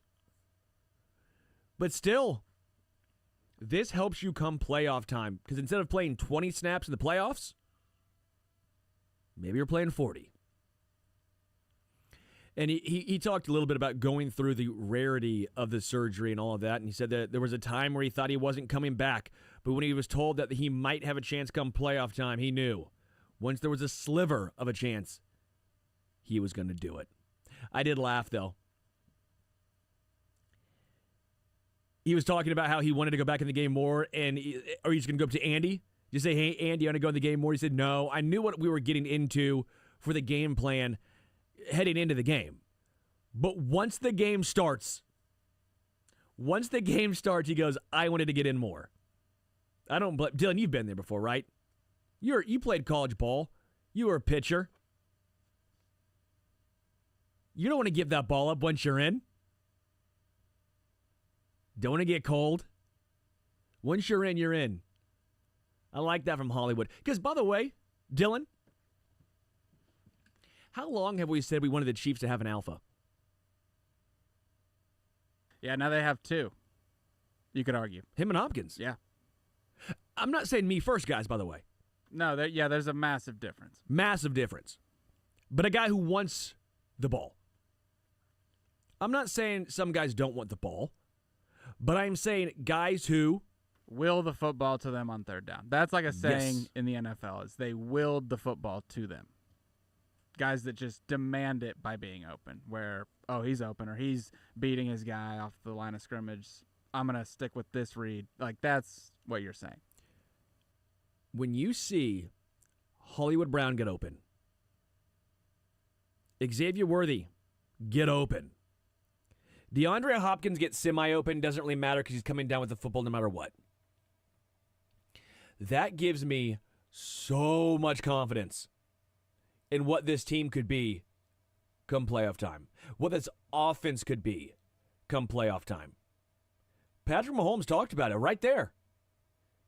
This is what the offense was supposed to look like. Little different. DeAndre instead of Rashee. But this is what the offense was supposed to be. This offense can compete with any offense in the NFL. I'm not trying to be hyperbolic. I'm not trying to take one game and be overly optimistic. But what I saw from a smattering of Hollywood snaps, when I saw Hollywood, Xavier, and DeAndre bunch formation to the left, Travis Kelce, one-on-one to the right. What I saw was an offense that who the bleep is going to stop him? Short, intermediate, deep, it does not matter. With those 4 players, those 4 skilled players on the field at the same time, the world is your oyster, man. It's open. Good luck. For you, Dylan, are you ready to admit or to say that Kareem Hunt is RB1 now? Are we overreacting? Does Pacheco just need more time back still from the injury? Because where I'm at is I'm ready to say Kareem is RB1. I'm not saying I need to see Kareem Hunt get 25 touches and Pacheco 5, but I am saying when it's crunch time, when it's 3rd and 1, 4th and 1, when it's goal line, give me Hunt. Yeah, I mean, it was okay, and Pacheco was your closer when it was the Bills in the divisional round last year, so that seemed to work. So is it the line or is it the running back? Because when they ran Pacheco on the other side on the 4th and shorts and 3rd and shorts, it was like 5 yards, 4 yards a carry. Because before Pacheco came back, it was, well, the line's doing good. There's just not a lot of yards per attempt because Kareem Hunt isn't fast enough to get through the holes that are opening up. That Pacheco is fast enough, and now it's Pacheco can't, read them like Kareem Hunt can. So maybe both of them are just missing that one thing that the other one has to be the complete back. I wouldn't say agree. that, There's a reason why Kareem Hunt was unsigned. And I just why... wouldn't say he's one. I would say that Pacheco still is, and you're going to give him time to get back from a broken leg. Sure. If we need to give Hollywood Brown time to get back from a upper body break to get the physicality back, I think our battering ram running back deserves a little bit of time to get back and feel 100% with a broken leg. Agreed. My point is, can you at least agree here, 3rd and 1, 4th and 1, it's Kareem Hunt time? For now, yeah.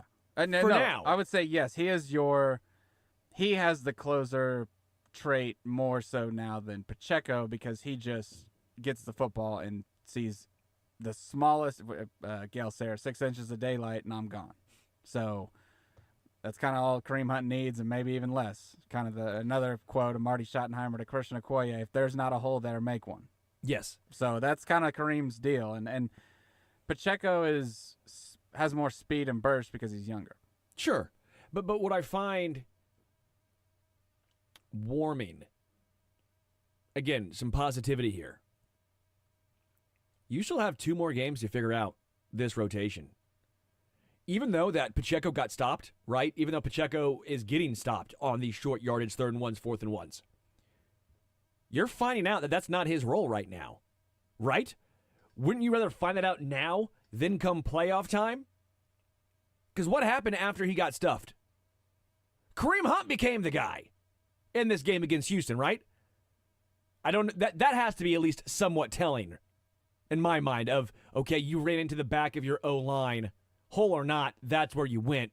Kareem's not doing that. So, the Chiefs are 14-1. They still have time, and they are, and succeeding in figuring out which piece goes where. What player makes the most sense in specific situations? Kareem on short yardage situations, and Dylan, as you know, my thought, run to the damn right side. 3rd and 1, 4th and 1, get behind Trey, 65, and pick that bad boy up. We'll take a break. We'll come back. More in the Zone, Sports Radio 810 WHB.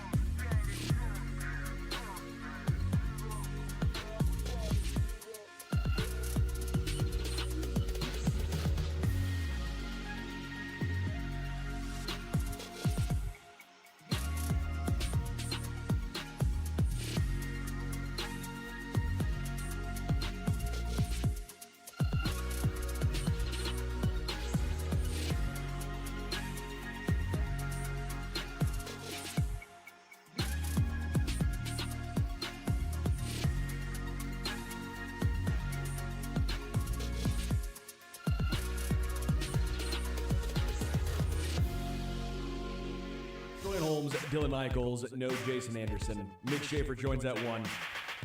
Yeah, Jeff, I was wrong. I was being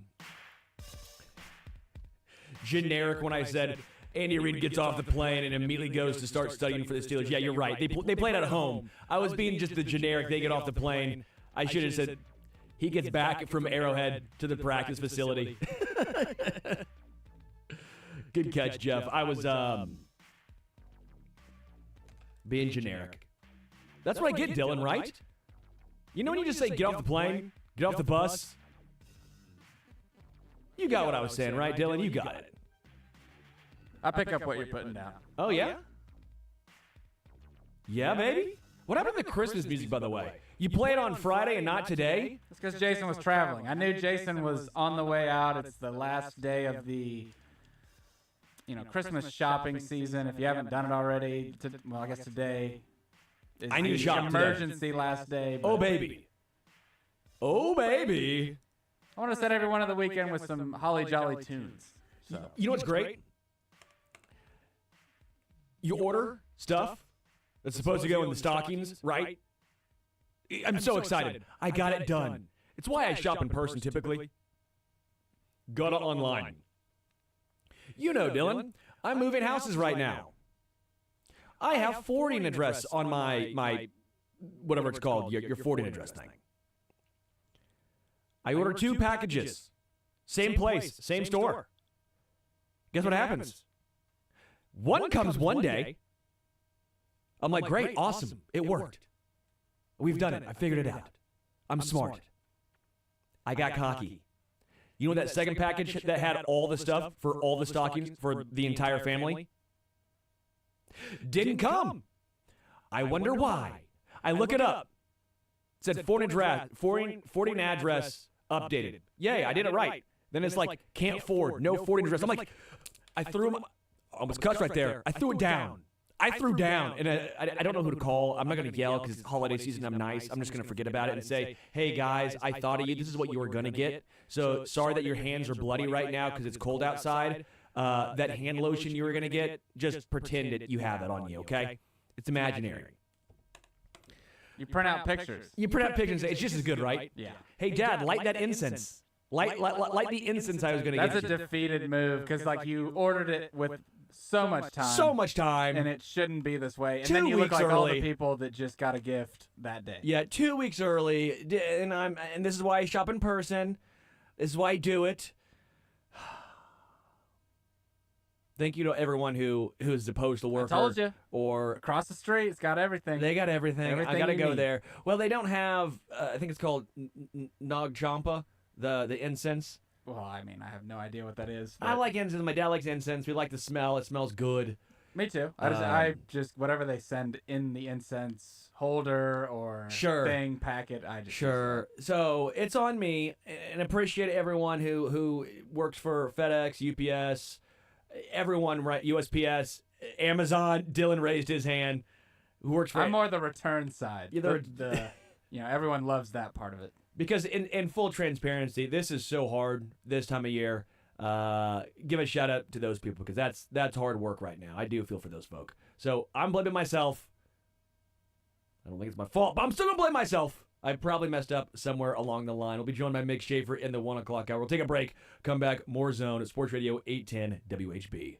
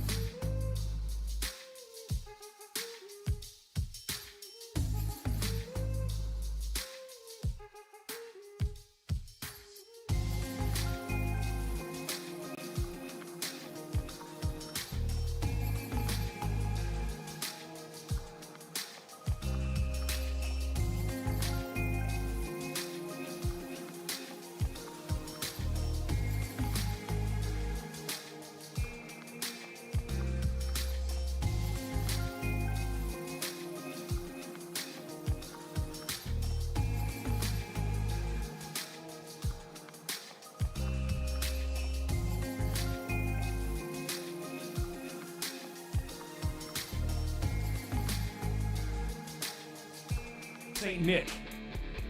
I'm talking about good old St. Mick. He brought gifts. Way to make me look bad. I didn't get you anything. I didn't bring you anything, Mick. Mick Schaefer joins us next hour. We're going to open the present he got us on air. He's a generous man, that Mick Schaefer. Careful, I didn't get Dylan anything. Oh, it's too late. Yeah, we're on the air, yeah. By the way, I told that me ordering online story. Someone already goes, "Did you do this?" And I go, "Oh yeah, no, it was my fault." I've been shopping in store all day. That's the one thing you and I have in common. I'm an in-store guy. We're old people. We are. Mick Schaefer up next.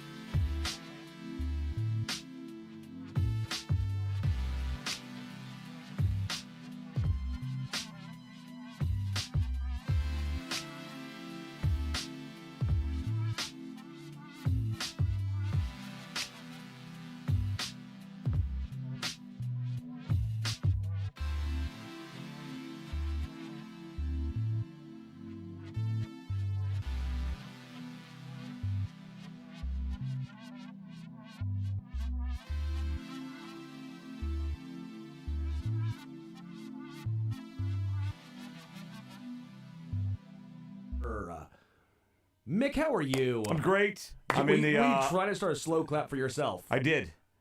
Nobody joined in. It's a really slow. There, it's like 30 seconds between each clap.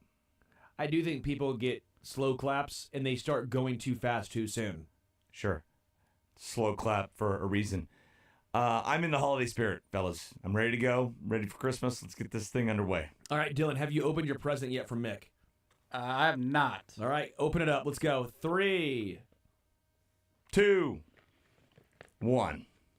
Oh, wow. There's a little note in there. There's a note. Hey, you shouldn't have. You think know I what? smell. Everybody, and you got the bourbon. Yes, thank you. Scented. There's not much better than a good brick of soap, fellas. It's true. No, Yeah. Your message My note, was great. that's true too. Yeah, that was great. Not on air. Did you get the same You one? could probably say that on air. Yeah, great message from Santa and Jesus. So I'd like to actually, I'm going to keep that to myself because it's really nice from there. Did you get the same one too? Yeah. Yeah. No, he got a different brand. Oh yeah, I did. Well, same brand, different scent. You got and Sawtooth. And then I Jason got a bourbon. different one. Yeah. I saw the bourbon. I'm like, that's got to go to Sterling. Thank you. Yeah. You gave Jason just like 3-pack of Dial. I gave him non-alcoholic soap since he doesn't drink. Look at you. So thoughtful. So if he drinks the soap, if he eats the soap, he will not get drunk. That's on him. You though. will. You got the bourbon. Well, I plan on it. It's Bur- like bourbon soap. sunscreen. That's What you do is you get the sunscreen and then you take it out and then you put in your booze in the sunscreen and then you can go anywhere you want with it. And you're just drinking your sunscreen. Or people think you're drinking sunscreen. I was gonna say that Totally might be normal. the one drawback is that people stay like 50 feet away from you on the sidewalk when they see you're drinking sunscreen. Yeah, but- I want people to stay 50 feet away from me. It's a win-win. Oh, that's right. Well, there's a court order for you to stay Yeah. 50 feet away from people. Well, semantics. That brick of soap, fellas, will last like 6 months. Yeah, That'll be around for a while. Big soap guy with the brick. I like the real soap, not the body wash. The lie. I'm not lying to you. Sure. I like L-Y-E. Yeah. I got some soap for my buddy for his birthday several months ago, and he appreciated it so much. Next day I was mowing the lawn. He FaceTimed me, turned off the mower, and I say, accept the FaceTime. He's in the shower, FaceTiming me, lathering up with the soap. Nice. And I don't know, like, just guys being dudes. I guess I don't know where he set that thing. If he's got like some sort of I hope it was high camera enough, though. situation in there. Was it high enough on yeah, the shelf? maybe it's sitting on the soap dish up there. I don't know. the beer holder. Maybe that was it. Yeah. You know how the This is- showers have the beer holder in the this corner is, sometimes? shower koozie was sitting on. The Maybe he's shower- got yeah. a phone koozie now for it. Yeah. I call those the beer holders. You know, when you have the built-in the Shower beers. I mean, that's what it's meant for. Yeah. Yeah. Well, thank you, Mick. I appreciate it, and I will hopefully not drop this on my foot because that would break a toe or two. For so many reasons, you yeah. should never drop the soap. Really? I've never heard that before. Why? Is there a reason or? I know Lebo's not here, so we're doing life lessons with Mick. I thought, but You just don't want to find out the reason. oh, okay. Nobody knows what it is. Just don't try. Okay, no one knows. Nobody knows. Okay. We were talking, KC, the first 3 hours before you got here, before we started talking about dropping soap. Was that the best Chiefs performance, most complete Chiefs performance of the season? Oh, gosh. I guess it would be one of them. To beat the Saints still had a pulse. Saints were a good team back then. I remember that was a 2-score win. Trying to think some of these other games that were 1 score that you were okay with. But no, that was up there to where like you never really felt that thing was in doubt, which most games you do for the Chiefs. And it was an 8-point game, another 1-score win. But the bar was low on that complete performance thing, right?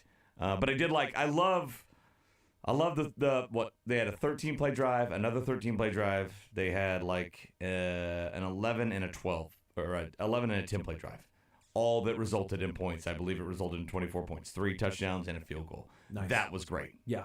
That was great to see. What did you take away from Hollywood? I mean, again, he played. So just to lay this out for you, he played 20 snaps. Yeah. He had Caught 5 balls, 8 targets. Yeah. 5 balls on 20 snaps. And 1 on 3rd down, another on 4th down, converting. So a couple big plays. I mean, that one keeps the first touchdown drive alive. Yeah. And that was his first catch as a Chief. So that was great. I mean, I think he jumped right in and did as much or more than I thought he would.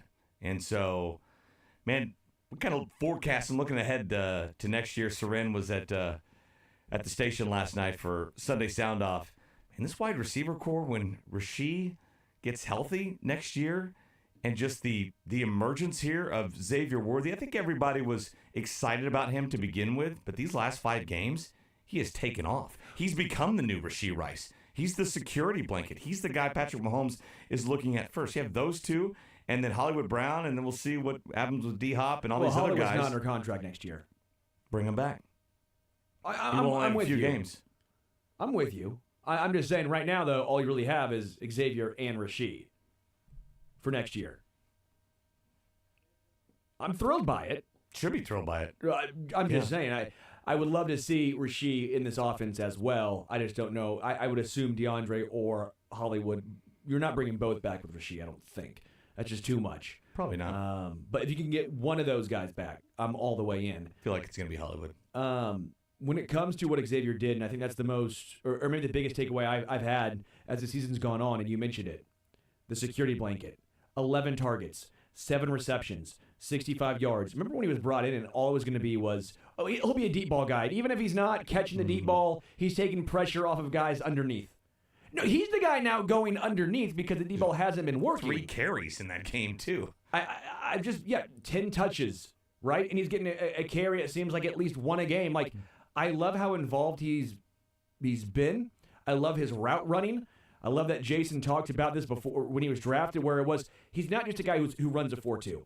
He even said that might be a detriment to how people look at him. Sure. Because he's a much better route runner than he's been giving credit for. And you're seeing it as the season's gone on. I mean, just again, the intermediate route has been exploding for this Chiefs team because the deep ball is not there. The legitimate RPOs, right? The quick outs to Xavier on the, you saw him on a slant, right? 9 yards. Dylan and I were laughing. Hopefully he can eventually break some of those ankle tackles, those feet tackles, where he always gets up and he just goes, oh, so close, which happens 4 times a game. Yeah, I don't know. I don't know if he's ever not going to be an easier type guy to tackle, right? I don't know if he's ever going to be that Rasheed Rice who's going to bounce off somebody and break a couple tackles and get those yak yards. But I've loved what I've seen from him so far, and it's been good to see. This continues to be the best third down team in the NFL. And they've cleaned up their turnovers, right, offensively. How many they had those last 5 games? Not many. Mahomes is not throwing picks. Well, the ZOUs actually might hit the under now with Patrick because he isn't throwing in 6 or 7 games. That's true. And hopefully only has 1 more left. Oh, did you have the over? I don't remember. I think I had the under. Whichever side I'm on. I think I had the over. Yeah, whatever side he's on, I hope he does But I'm good with him not throwing any more interceptions. Yeah, we're okay with that anyway. I think I'm the one that's screwed probably no matter what in that category. Going back to the offensive line, DJ Humphries still questionable. We'll see. Andy Reid said we're still taking this day to day, day by day. But Joe Thuney's looked so good at left tackle. Yeah. Do you leave him over there even if okay? Yes. Even if DJ Humphries is healthy. Even if DJ Humphries is healthy. Teach him the right side. Put him over there. Or maybe Wanya's better at the right tackle. And I haven't seen much of DJ Humphries. We just haven't. We obviously haven't seen much of Wanya at right tackle. But yeah, Thuney there, Caliendo. That's my left side right there. That's my left side. Ride or die. Let's go. Because he's taken on what? He's faced Myles Garrett, and then Hunter. the best pass rushing duo in football in 2 weeks. I don't know who gave up the sack. I can't remember. Patrick was sacked once, I believe, right? He was sacked once for 9 yards. I feel like it wasn't Thuney. I'll have to go. I can look on PFF probably. Dylan, can you do some? No, I'll do some. Let's have one some fun. total sack in that time, and yes, he did get injured, but that was not Thuney's fault. Let's see who gets to it quicker. Oh, I'm not even looking. Oh, I thought you were gonna try and do it. Yeah, I'm just seeing anybody texted me. Look at my phone. Oh, cool. Offense. No, it wasn't Trey Smith. Yeah, no, I'm gonna back up my take that I've had for 2 years. Joe Thuney should be the left tackle. It wasn't Joe Thuney. That's all I need to know. It's all I need to know right there. And so then you've learned that lesson, and then you should have now learned the lesson that Kareem Hunt is your short yardage back, and I'm just fine with him being the every yardage back. Well, and sprinkle in P. Ryan and Pacheco, but what we didn't see him after that fourth down stop when he got stopped on 3rd and 4th down, right, Pacheco? What does that tell you? That they're upset that he can't pick up a yard. Yes. And they have Kareem Hunt who can. And I don't know why it took them that long to figure that out. It didn't work on 3rd down. I'm like, we're going to do it again on 4th down. I've been perplexed many a time that they keep running Pacheco, one, in those short yard situations when Kareem Hunt had shown the entire time that he has been here that is his strong suit. Kareem Hunt, more than likely, is not going to consistently run for 5, 6, 7 yards a carry, but he can get those short yardage ones very consistently. He's not going to have negative plays. That's his role, and I didn't understand that. And the second one is, why don't they run to the right? Right behind Trey Smith, in between Creed and Trey. That's where the best run blockers are at, especially with Joe Tooney now playing tackle. That is going to be a little harder for the run game to go left with him, with Caliendo. I don't trust that left side running quite as much. Sometimes defensive formation, right? Where you're on the field, right? What's the strong side? What's the left weak side? Strong side. What's that? I was told left side was strong side. Depends on where you're on the field. Well, no, but that and where you line up your tight end. No, oh, okay, that's just from a movie. Is that from? What was that movie from? Remember the Titans? Remember the Titans, yeah. So sorry for trying to quote a movie and you didn't know it. I did say Remember the Titans. It took you a second though. That's right. It took you a second. I'm still trying to find out who gave up the sack, by the way. So I'm on a. It was Christian Harris, the middle linebacker, 48, that sacked Mahomes on 2nd and 5 with 2:25 left in the first quarter. So a blitz then. So it doesn't count. Yeah. So I did all that work for nothing. Yeah. That's life. It wasn't Tooney. So he's handled 2 good pass rushes and has been just fine. What I did say, though... TJ Watt might be the ultimate test. The ultimate test. What I did say with Pacheco and Hunt and some of these situations that maybe we've found confusing in regards to lineups or formations, the Chiefs are 14-1, and they still have a little bit of a ramp-up period for the playoffs. They might just be trying to see, let's give Pacheco as much opportunity to see if he can figure these short-yarded situations out. Yeah, the answer is no. That game was still kind of in the balance there. I don't disagree. They're in trying out mode. I think they love Pacheco and they're loyal to him, and they were going to give him the benefit of the doubt a lot, and then he lost it on that series there. And look, Kareem's not going to break off 10, 12, 15, 20-yard runs. Right? Pacheco is more likely to do that, but it's not like that's kind of a staple in his game. No. I'm fine with him being your first down back, but short yardage, it needs to be Hunt. Passing downs, it should probably be P. Ryan from what we've seen. Yeah. And how good he is out of the backfield and how he can, he's like the one guy on the team that can make people miss in space. Yeah. And pick up a first down. You like what you see there. So chase those strengths, right? You've got to figure it out. Chase those strengths. How does Samaje look so old and so young at the same time? It's like his face, man, it looks like he's 60. It's just with the beard coming through. Yeah. It's who was the old tight end? Sean Connor, or who was the guy? Remember the tight end that had the James O'Shaughnessy? I think was one. Yeah. But who was the tight end that had the huge beard? Don't know for who. The Chiefs back for the back Chiefs. in the day, like the 10-ish. Back in the 2010 is back in the day. I didn't know that. No, but like back before Patrick and Smith. So during the Tony Gonzalez era, post. Yes, Jason. I know who you're thinking of. Jason. I thought it was like there was James O'Shaughnessy, and who was Dylan? You're supposed to be the aficionado of knowing all things historical, as speaking. Fine, we won't do it. You know what? I don't care anymore. Mick, stop looking it up. We'll get it in the break. You don't need it right now. Jason Dunn? You thinking No, of? not Jason Dunn. I know who Jason Dunn He is. had a beard. Not the bald guy. That was Who's bald redheaded. now. Was it James O'Shaughnessy? God. This is Not James a O'Shaughnessy. needless This is a horrible discussion. Well, sorry that I'm intrigued by this. Okay, so P. Ryan looks old, right, but runs young. Yeah, but runs Yes. young. Defensively, what did you take away from the breakdown, I guess, in the secondary room? Christian Roland Wallace, Keith Taylor got 10 snaps, Najee Johnson, Joshua Williams. I mean, it was just a rotation, almost how you would with a running back stable, right? But this is how they rolled this thing out. Well, I didn't like the Chiefs' defense on third down this game. I think the Texans had the same percentage as the Chiefs at 7 for 13. There were a lot of, three of them that were third and long that the Texans converted. And my breakdown of the defensive backs is they are connected to the pass rush, which is really non-existent unless you bring a fifth or a sixth guy. And so they can't get there with four. All these issues have existed the whole season, right? And I think they're going to exist the rest of the season and into the postseason. That's just how they are, and the Chiefs are going to have to win with those flaws. And guess what they have? What is it going to be? What would you say? 7-1? If they beat the Steelers and the Broncos, they'll be 7-1 against the other playoff teams in the AFC. And oh, by the way, they've played them all. They've played them all. I mean, there's nobody they haven't seen. Once they get to January 18th or 19th, once they get this bye and they play in that division round game, they've seen everybody.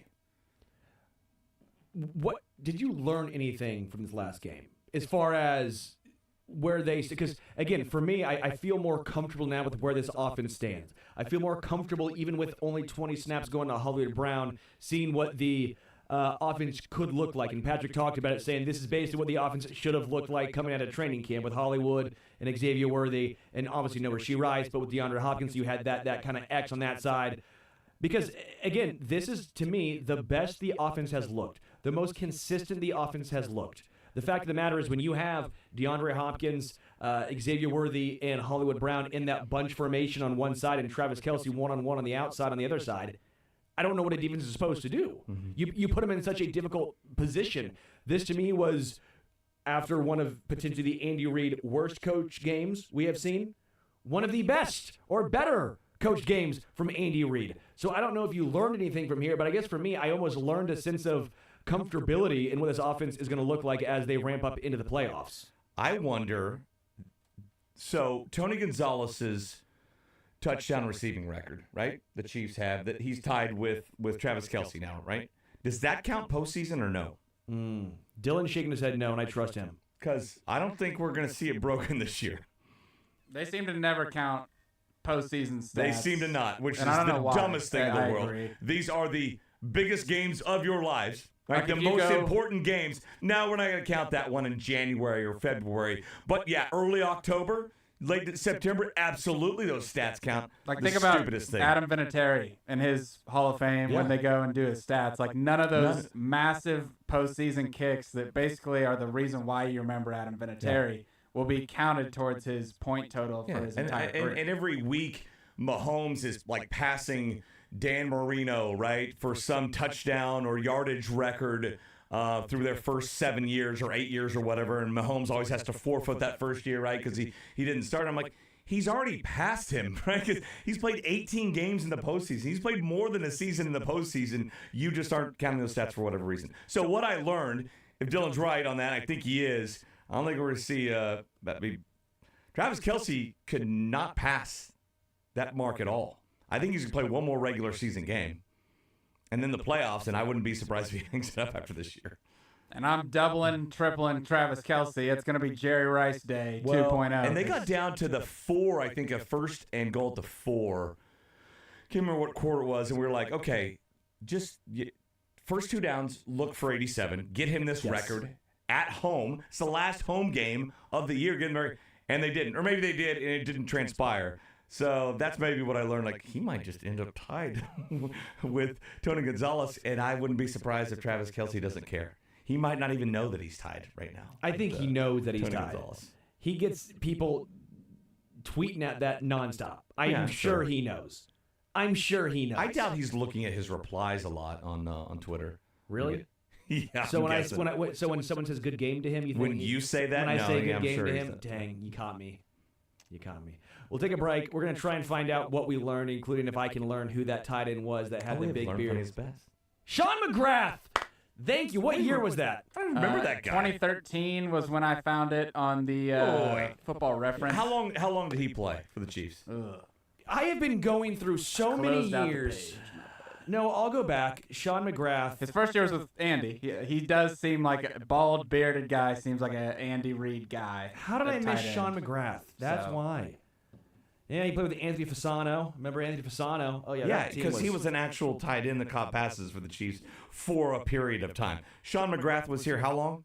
Sean McGrath was a Chief for 1 year, Jesus, 2013. Sterling, really? We What? went down this rabbit hole to find a Chief who was there for 1 year. Give me a break. You know what, though? Sean McGrath's family is probably thrilled that we remembered Sean McGrath. Wasn't he the lead singer, McGrath, of a band? It's Tim McGrath.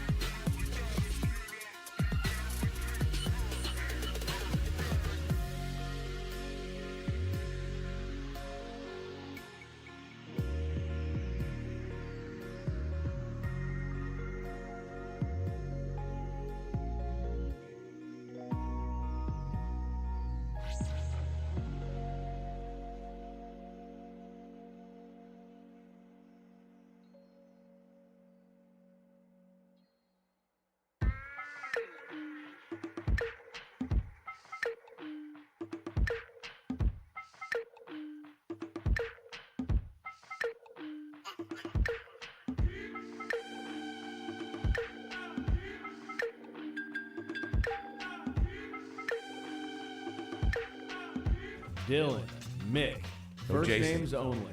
Jason's listening probably on his way to Louisville or something like that, right? Maybe he's there already. He never gets there. He's just always on his way to Louisville. Like he never actually makes it. He just goes gets 1 there hour and then drives back. Yeah, like so what they do is they drive 1 hour at a time and just but they stay in the car. Hopefully his wife is driving because surely you've said something that makes him want to steer that minivan off the road. Oh, me? Yes, I you don't definitely. think so.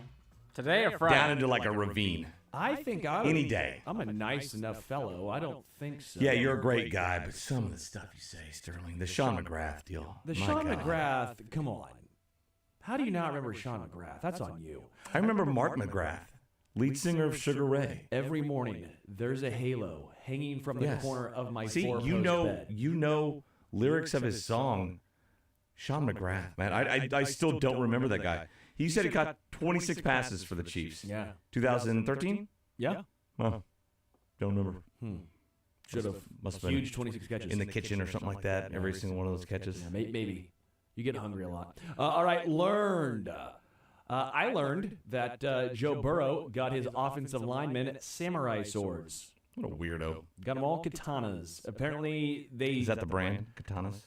I don't know what the difference is between a katana and a samurai. I think that it may be like squares and rectangles. Like all Sure. katanas are samurais, but not all samurai swords are katanas. I've heard of the Hattori Hanzo, and that's just from Kill Bill. That's the only sword I've ever heard of. Well, some of these date back as far as 1550.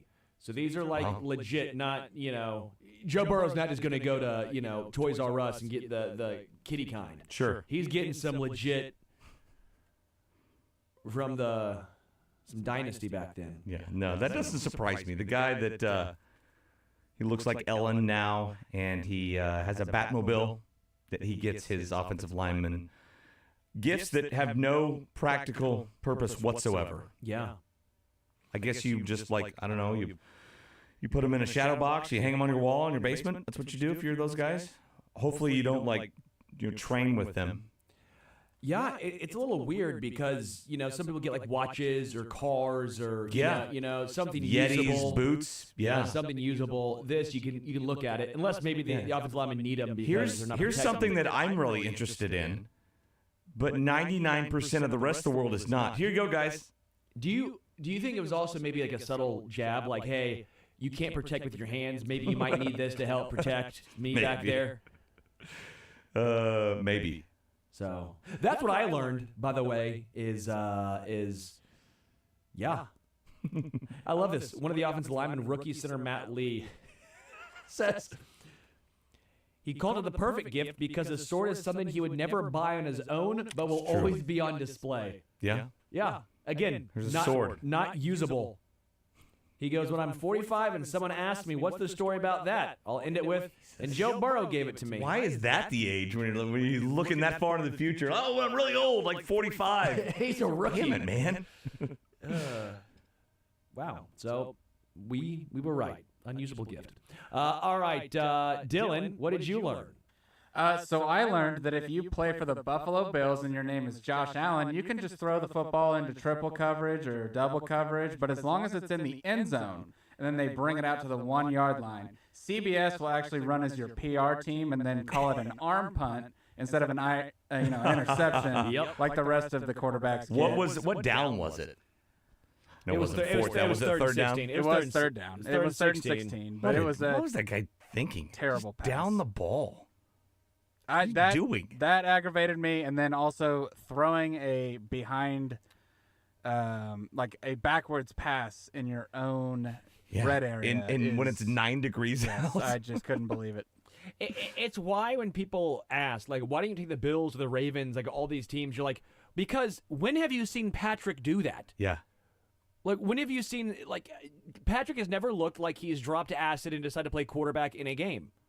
We have seen that from Josh Allen many a time. That's a rookie move. It's a move a veteran makes, like the Drake May pass, to where where you are. You need to drop back 1 or 2 more steps to make sure that thing's going forward. Correct. Yeah. When that thing hits the ground, that it's incomplete and not a touchdown. The game-changing play. for that game. Mick, what did you learn? I learned so much. I learned, again, this is reason 6,849 why you should not gamble. David Montgomery ended the season, right, with 775 rushing yards. His over-under on the year was 775.5. Yeah, he missed it by half a yard. By half a yard. Yeah. But, or maybe the people who bet the under are celebrating. They're like, this is reason number 6,000 that you should gamble. Yeah, who bet this season-long under on that? I would love to know the breakdown of well, I mean, you're thinking like he's sharing carries with another great back. Yeah. So, like, yeah, no, he ain't getting that many. I could see that. Yeah. And he didn't get that many. Nailed it. Nice job, smart gamblers. That's just a smart gambler play right there. Dylan, funniest for you. So the funniest for me, apparently, when Fred VanVleet, a long time ago, he signed with the Houston Rockets and left the Toronto Raptors. Drake, the rapper, posted an Instagram photo thanking him for his time in Toronto, but also wishing him luck on his voyage to the Guangdong Dragons. And then he said, my bad, the Houston Rockets. Last night or 2 nights ago, the Houston Rockets actually beat the Toronto Raptors, and this was how the local color commentator ended the game. Houston, and the Rockets are victorious tonight against the Guangdong Dragons. 114-110 as Dylan Brooks goes for 27. So, That's so people good. don't forget.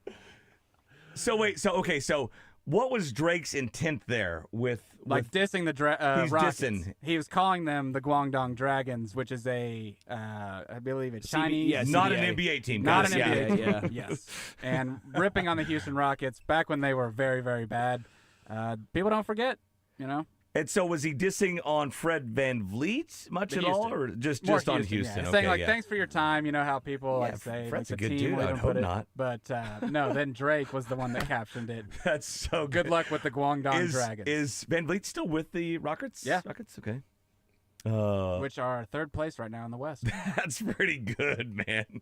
That's a deep cut, but he got it. 2 years old, I think. Funniest for me was the Detroit Lions with the stumble bum play is what they called it, the stumble bum. And Ben Johnson, the OC for Detroit, went up to Jared Goff with an odd request after the Bills game and basically said, could you fumble on purpose, pick it up, and then throw it to confuse the defense, right? Yeah. And eventually Goff was like, well, I'm not just going to fumble it. I'm not going to just put it on the ground, but we can try and find a way to make this work. So what the play was he pretends to fumble on a handoff. Gibbs, the running back, just falls down as if he mishandles it, and it leaves a wide open Sam Laporta because the defense is thinking, oh, it must be a broken run play. Yeah. And it worked to perfection. Jeez. The reason why I find that so funny was you did it against Chicago. You didn't need this against the Bears. Why would you? Didn't need to. This was a great play. You should have waited to the playoffs or a game where because that actually was a really good play call. Or maybe Chicago's just the only team out there dumb enough to fall Chicago, for it. like, he fell. Get him. Yes. We're like, nobody else is going to fall for this It's like play, the barking guys. dog play in basketball. Exactly. One of my kids' teams growing up in baseball, they had a play where whenever runners at first and third, and usually 2 outs, the guy at first would steal second. And usually at that age, they weren't going to throw to second because that meant the guy at third is going to come home. But he would trip halfway. And that would always coax the catcher into throwing to second base. Guy just stays in a rundown long enough. Kid from third runs home and scores. That's incredible. I also love this. The kind of Bush, but whatever. Yeah. Dion. Yeah. Kind of Dion Bush. I like the elementary aspect of this as well, where when they run this play, everyone on the sideline has to yell ball. So when they do the handoff and the guys fall down, everyone on the side is jumping up and down going, ball, That's ball. part of it. It's part of it. Which apparently they actually did. Yeah. So the players did that. So it's like the and I did want to bring this up to talk about this. It's like the Mahomes reverse that he's clearly yelling when they're faking the reverse around, and you can hear him yell reverse. Yeah. Like he doesn't have a very distinct voice that every single person on the field is gonna know He's it's yelling Patrick. Oh, is that our cornerback too? Yelling? Oh no, it's Patrick. It's the guy that sounds like Kermit. Oh, that's pretty so good. the stumble bum. What about you, Mick? What was your funniest? Do you have mine ready? I have two. The first one is I'm like there all these references from my kids were watching TV shows and cartoons growing up are coming back now. You had Ian Eagle last night say we had a great matchup of Drake and Josh, quarterbacks, last night. And then the Vikings did the Camp Rock dance, which I barely remember that movie with Demi Lovato. You youngsters probably watched it. And so they were all in unison. They showed videos of how they had been practicing this Camp Rock dance for a long, long time. And so they pulled it off. Well done, Vikings. And then last night on Sunday Sound Off, one of the Times Yours questions was for Matt Derrick. And it was, what are you having for Christmas dinner? Our final Times Yours question is from Mr. Mojo. That's how you will address him. What's for dinner on Christmas, Matt? How do you address that to you, man? Oh, we address that to you. What's for dinner on Christmas? You know to bring the food questions to me, because that's how you're going to get the real answer. So, yeah, Mr. Mojo, well asked. We're a ham family, so, let's just be real. I've never heard that description. Always been a long-time ham family. Long-time ham family. That's where it all starts. And then when you have ham, what do you need to that? Well, you need baked beans, barbecue baked beans with that. I'm going to make deviled eggs because I want deviled eggs. I don't care if anybody else wants them. I'm Deviled eggs are the absolute best. Them. I am probably also going to make my dessert that I have created. It was actually from the Great British Bake Off, the Charlotte Royale, but it was made with jam and strawberries, and I was like, no, you make it with chocolate and peanut butter. So what you do is you make a chocolate Swiss roll, and then you encase a dome of chocolate peanut butter mousse inside, and it is a thing of beauty. I mean, it sounds like a thing of beauty. I'm in a trance right now, Matt. I'm saying you're a ham family. We're a ham family. Yeah, so there he goes. He's a ham family. I'd never heard that description before. We're a ham But, family. yeah, we're ham. Still plenty of turkey. My dad gets ribs on Thanksgiving and Christmas too. Nice. Yeah, we're doing a honey baked ham. That's what we do for Christmas. Yeah, baked beans, deviled egg. Turkey's kind of. Like, I'm making deviled eggs. I don't care if anybody else wants them. I'm making them. Yeah. So Dylan, ham. Sure. Honey glaze. You have to talk if you're gonna make the head movements. Right. Yeah. Sure. Sure. That was Why the not? movement I made. Sure. Yeah, I just appreciate how ready Matt was for that question. Yeah, I love that. Best for me, Sean McGrath. Jesus. Sean McGrath, baby. Remember his beard, Sean McGrath's beard. I don't remember the name, alone his face. Those 302 yards he had, 2 touchdowns, and it's not a bad season for a backup tight end. Yeah, not bad at all. And that glorious beard. Took 3 years off. Took 3 years off after playing in the NFL. All right, Dylan. Then is he back? No, he's old now, probably. Okay. What do you mean he took 3 years off? He's 37. He could totally still be in the NFL. Okay. I don't know. Maybe he just wasn't good enough after that year. But Sean McGrath, here's to you in those 300 yards in 2013. That beard was glorious. Dylan. I thought it was awesome and the best that Samaje Perine and Joe Mixon got to do a jersey swap, both not on the Bengals anymore, as the Bengals have been looking for running backs all season long. Two former Bengals got to spend not the holidays, but close to the holidays together again and have some cool family pictures in a jersey swap. Nice. So as the Bengals claw for their lives, 2 of them are going to the playoffs. Yep. My best is, I don't have a best from the weekend. I have a worst, and it was clearly the worst maybe the worst movie I've ever seen. Last night we watched Joker 2. Have you seen the second Joker, right, with Joaquin Phoenix? No. I've heard this. It's a musical. Oh, boy. Oh. It's a musical. Ugh. Him and Lady Gaga. Oh. It's awful. Why? I fell asleep through that final half. I'm like, this is the worst experience of my life. Why? Like, this why has did they do ruined the that? holidays for me. And it's not Joker 2, it's Joker something French. Something like that. I don't know. It's awful. I don't recommend it at all. So they're trying to be Les Mis with the French thing? I guess. And I knew I'd heard it was awful going in, but I told my son, I'm like, listen, we don't rely on opinions of others. We formulate our own opinions. And we learn, actually, no, go with the flow. Go with the crowd, right? Conform. Joker. Listen to other people. They're usually right. Folie à deux? Yeah. It's awful. We'll go and get the Rotten Tomatoes after. You know what? We'll do that. We'll do Do that Rotten on the break. Tomatoes on the Yeah, break. yeah. We'll have some fun with that. We'll take a break. Come back. More Zone. Sports Radio 810 WHB.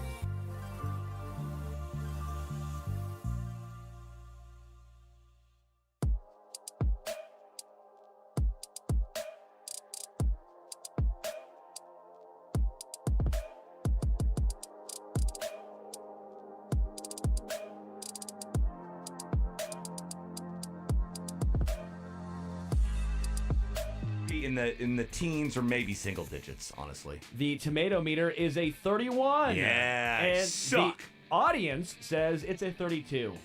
So It's also bad. real. I think it's bad. Real bad. Oh, Yeah. Because Not great. don't watch it; it'll ruin your holidays. Mick, you made my holidays with this. You bet. Happy happy Send holidays. me a FaceTime in the shower while you're lathering up, please. Merry Toyota-thon and Get to all Dylan that involved as celebrates. well. Just coordinate our shower times.